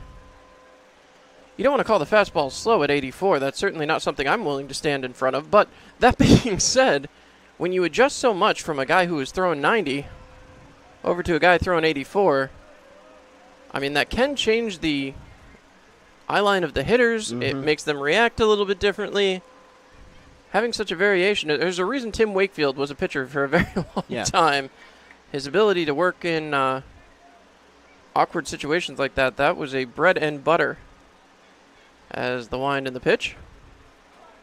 Taken for a ball, 1 ball, 1 strike. To the Tim Wakefields, the Jamie Moyers, all those guys, pitchers kind of Bartolo Colon, which just kind of stuck around forever. Yeah, yep. As long as you can pitch, you don't need the velocity. You don't. If you can locate, you can find it out. Haight now. As that one in there for a ball, 3-1. Getting a little dicey down here at the top of the lineup. This is why I talked about insurance there, George. 8-3, Pioneers. Haight, of course, I wouldn't go as far as calling it submarine, but it's about 3/4, 2 balls, 2 strikes, as that one's fouled off. You look, what's... No, I was waiting to see if we were going to do the read or not, but... I didn't know if it got far enough. I don't know. It was close. Looked like it stayed in the park, so we were going to wait it. As Haight going back to work. Just wait it. Haight goes back to work here. 2 balls, 2 strikes. Nobody out. He sets and delivers. Inside, 3 balls, 2 strikes. As I said, the problem with those guys, whether it's submarine, 3/4, side arm, whatever, you call it what you will, when they pitch that style, there's just this comfortability finding the plate. You have it or you don't. And if you don't have it, it's a long, long night. If you've got it, no problem. As Haight gets set, the pitch. Cut on and missed. I don't know that he found the plate, but the batter certainly found the swing. So 1 out, and as George said, found the mitt. So You're talking about guys like Chad Bradford. Oh, yeah. I think Mike Adams was... A little bit. Towards later in his career, he started to go a little more that way. As that's going to bring up Luke Turner, another big producer. Couple of singles. Flew out to the right fielder. Smoke continues to billow, and that's really bothering me out there in center field. Is the pitch. In there for a strike on the inside corner. As again. Is it smoke or is it... I don't think it's fog fog. Coming off a river? I don't see any campfires. It doesn't come that far enough to be a fog, does it? I didn't hear any fireworks earlier. That's usually the cause of smoke over on this side of the city. That's true enough. 1 ball, 1 strike, 1 out. A Tioga Down showdown. As again, the Elmira Pioneers trying to keep outs counting. The next pitch from Haight Cut on and missed. 1 ball, 2 strikes on the foul tip. That was a lot of movement from the umpire down there, really signifying that one. He almost walked towards the Pioneers' dugout on that. 1 ball, 2 strikes, 1 out. As the Pioneers down to just 5 defensive outs away. Ooh. We're moving right along here, John. Well, if this goes for Drew Haight, he would get himself a... That's a swinging strike for strike 3. And again, back-to-back strikeouts. 2 outs, down to 4 defensive outs needed. And just a reminder, he came in with 6 outs available. He's going to face at least 7 batters here with a runner standing on first. This would qualify, despite the fact that it's 8-3, for a 2-inning save. It's a good bounce back for him, though, after allowing the first runner, now getting back-to-back strikeouts. As that would bring up Padraig O'Shaughnessy as he takes strike 1. O'Shaughnessy, so far tonight, a sac fly, a pop out to center, and a ground ball to the first baseman unassisted.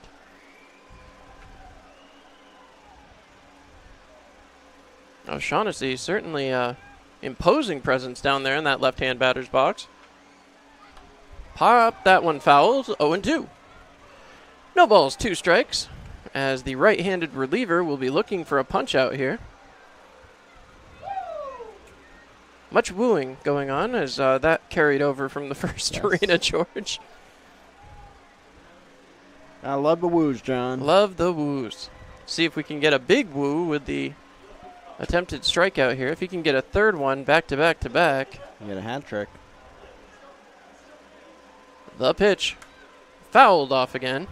O'Shaughnessy not going to go down without a fight. Again, the Pioneers only up 5 runs here. Usually would sound like a lot. Yeah. Jamestown, however, has proven 5 runs, doable. So, getting back set. Haight. Waits. The pitch. Cut on and missed. Swinging strike 3. Back-to-back-to-back punch-outs. And we go to the bottom of the 8th. You're listening to Pioneers Baseball here on Mixler.com.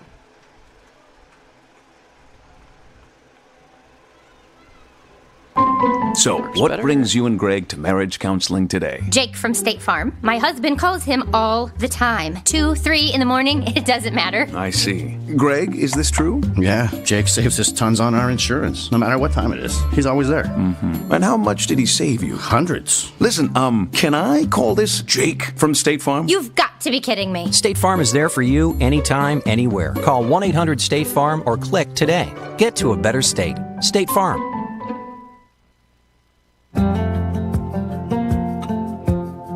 It's another day in the Twin Tiers. And for most of us, it's just another day on the job. Taking care of our neighbors, helping out our coworkers, and making our community a better place for all of us. When you love what you do and really care about the people you serve, you do it well.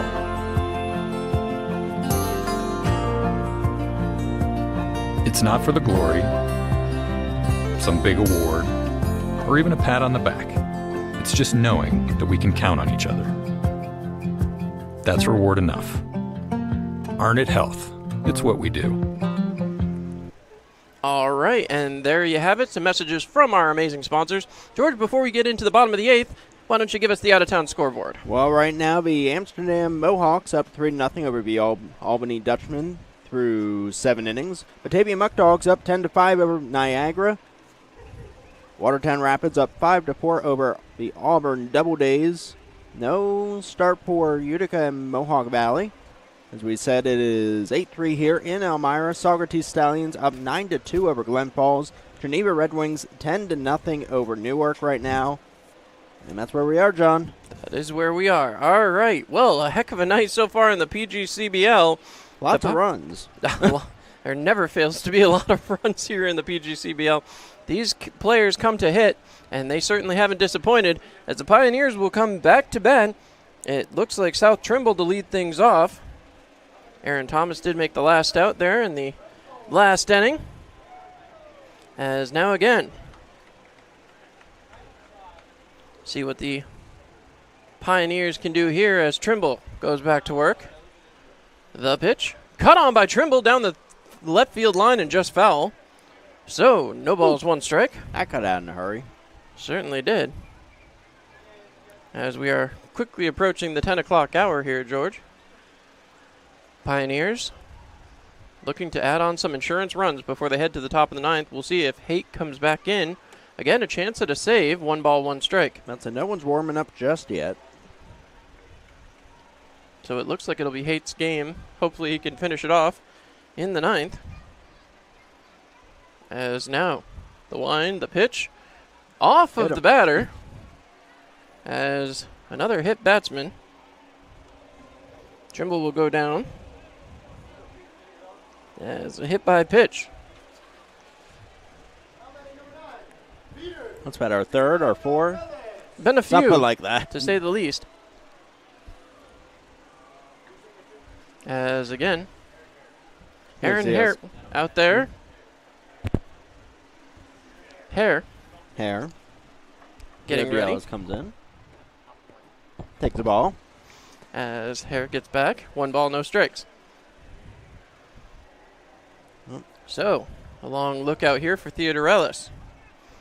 Theodorellis, who is one of the few Pioneers not to reach base today, as he pops that one up towards shallow center, makes the catch, as that will keep the runner at first. So Sam Polanco will be the next man up. Ooh. He's gotten on base 2 times, both times courtesy of the base on balls. And he's scored both times he's come Certainly up. He's also got a stolen base.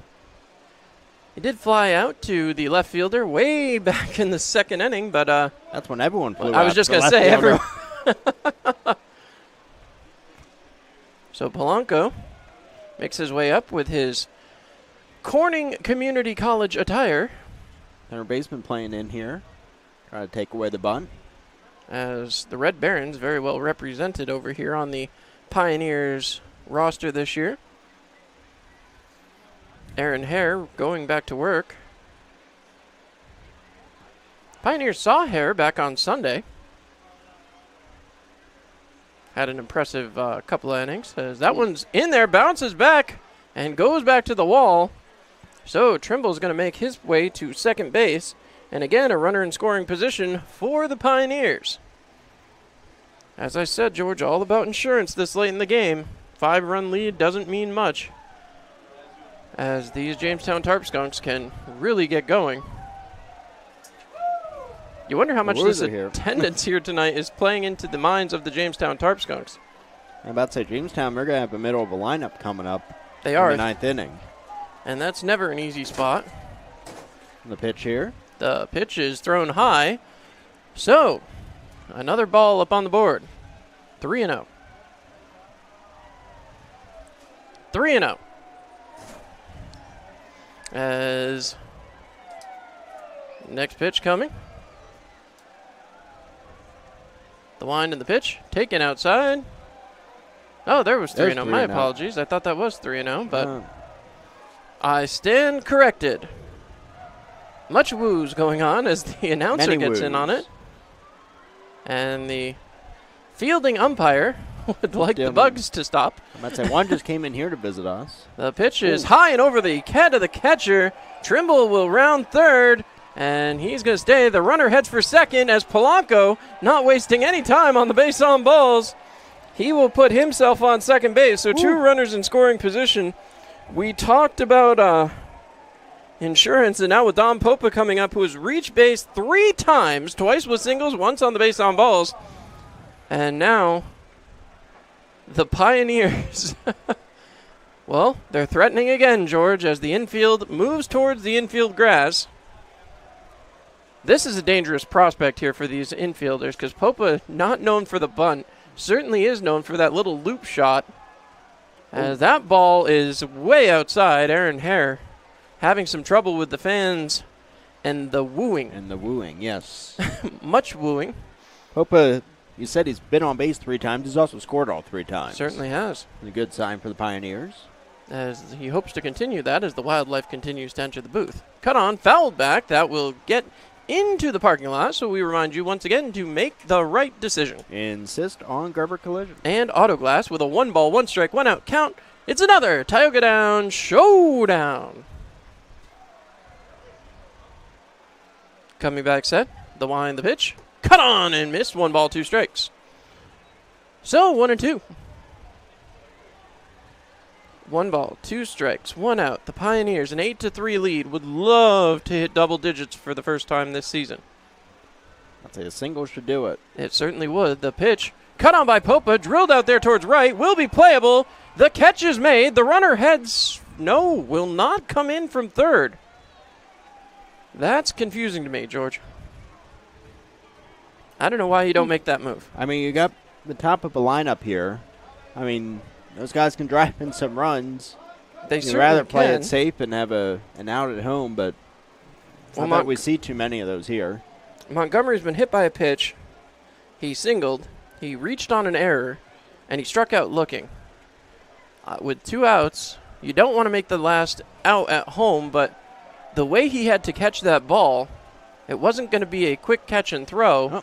There we that go. one gets by, and that's going to bring in that run from third, so the point is moot as the Pioneers go up 9-3.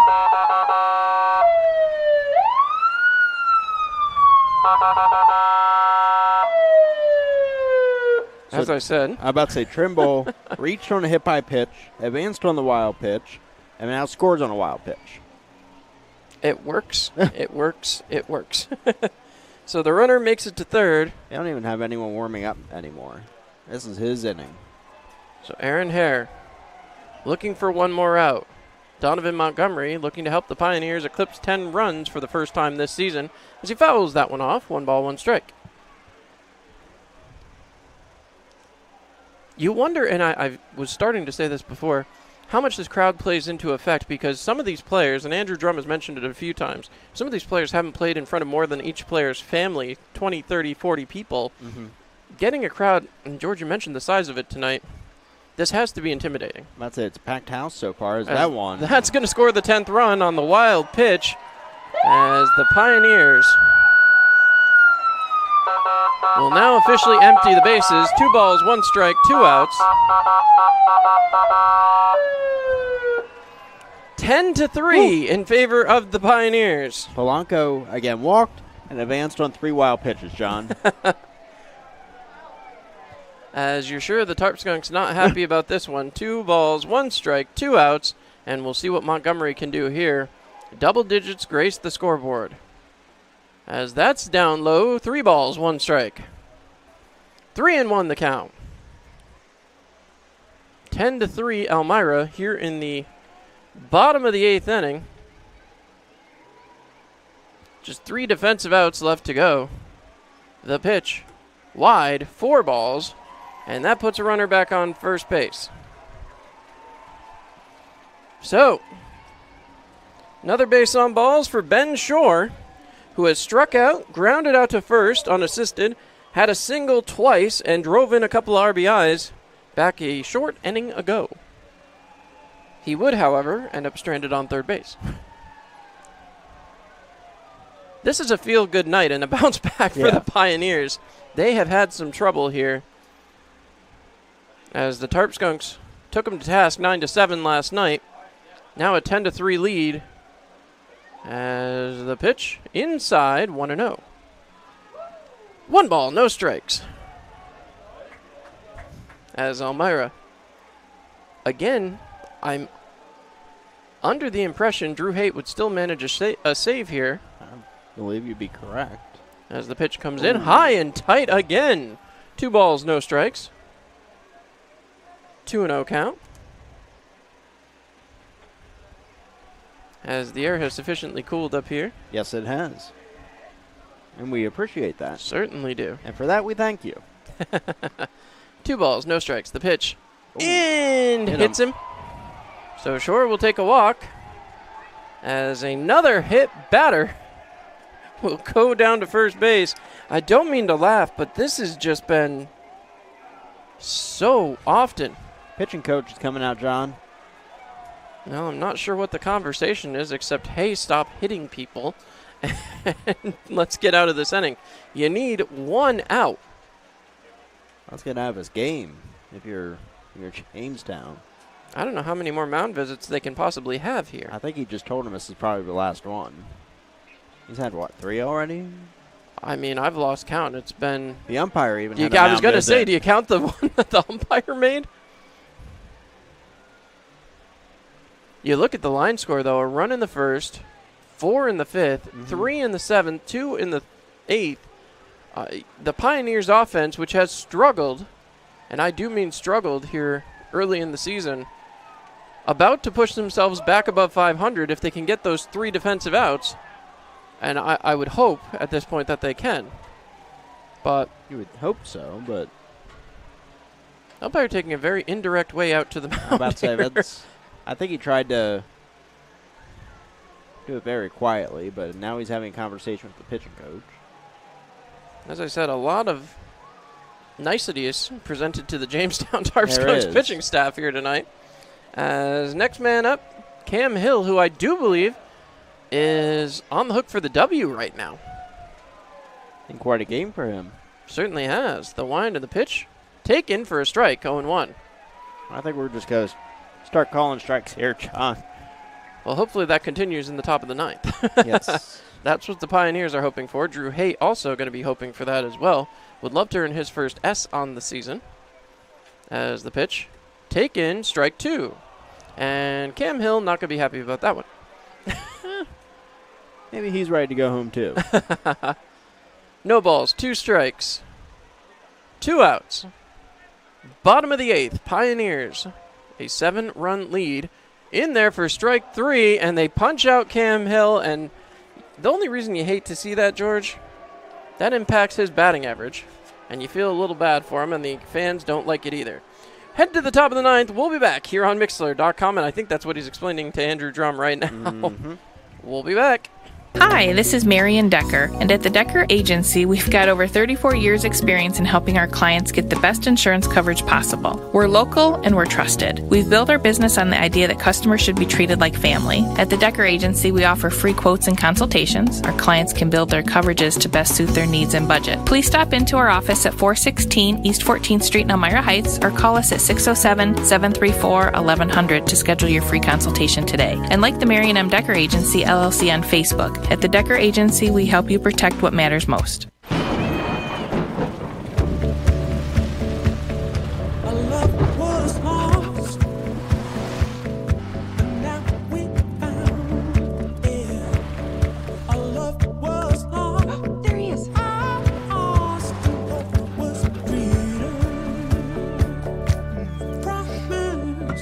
Everything you need when you need it most. Introducing the Toyota Venza with standard all-wheel drive. Toyota, let's go places. New Extra Charge Hot and Iced Coffee from Dunkin' is made with 20% extra caffeine from green coffee extract, because we could all use a little extra this year. Whether that's an extra boost, some extra boldness, or the drive to go the extra mile, we're extra ready for whatever comes our way and extra excited to take it on. Let's get it done with new Extra Charge Hot or Iced Coffee from Dunkin' with 20% extra caffeine. And pair it with snackable stuffed bagel minis for an added all-day boost. Order ahead on the Dunkin' app. America runs on Dunkin'. Price and participation may vary. Limited time offer. Give me a blue light lime. Yeah! Grapefruit. Blood orange, blueberry. Got it. Oh! Barry, you son of a bass. We've been through this. No thumbs. Just yanking your hook. Oh, good. When you're at the lake, you drink Labatt. That's lake law. All right, and with that, we are back here live, and George, 3 outs away from a save and a big W for the Pioneers. They want this one something awful. Drew Haight back in for his second inning of work. Going to start off with DiMaggio Cazares. What a name. That's a great name. It is. It's a good baseball name. Certainly is. Top of the 9th. you imagine if he makes it to the show and that'd be great. His first name is DiMaggio? That'd be amazing. That hit him. And it did hit him off the leg. Umpire with a very demonstrative example. So, first batter will reach. Not what you wanted. Now the next man up, Justin Bowers. So Bowers, he struck out twice tonight, once looking, once swinging. A double as well on his line score. Also a caught stealing. And the caught stealing. Not the best night for him, John. Not the best night for the Tarp Skunks in general. That's in there for a strike, 0-1. No balls, 1 strike. 7-run lead for the Pioneers. Would love to see a double play turned here. The next one, pitched and plunks his man again as Haight now has 2 men on. So, back-to-back hit by pitches. And that's going to bring a quick talk from Andrew Drum. No one warming in the pen. Nope. And Kyle Borello. The nature comes in. Nature always comes in. Borello looking to get set here. I walked out in the booth and down our little plank walkway out there. Here. There was a cloud of these gnats out there. As I said, always a fun night at historic Dunn Field. Yeah. I mean, they're up in the lights. We're not bothering you if you're in the seats down below. Seats, but up here in the clouds where we are, I get you. Coming back set. The pitch from Haight. Cut on and fouled away, 0-1. Into the seats. And that will stay in the park. Thankfully, I think that went off the seat. So, no balls, 1 strike. As setting right back. 0-1 count to Borello. Casio in the on-deck circle. Great night behind the dish for him. He's had to deal with some pitchers who were not quite effective. 0-2. That's putting it lightly. Trying to be nice, George. Yes, I know. Trying to be nice. No balls, 2 strikes, nobody out. Runners on first and second for the Tarp Skunks. Haight delivers in there for strike 3, and he will be punched out for the first out of the inning. Stood there looking, did Kyle Borello, and that's going to bring up Kevin Cosiel. I've changed the pronunciation of his name about 3 times, but like I said, no one to ask. I'm just going to go with it. Yep. Cosiel out here again. So far tonight, a couple of punch-outs and a walk. Or, excuse me, a single as he pops this one up towards left center field. Both fielders chasing it. The center fielder has the call. He makes it and will throw that one in as they try to throw this into third, but both runners advancing.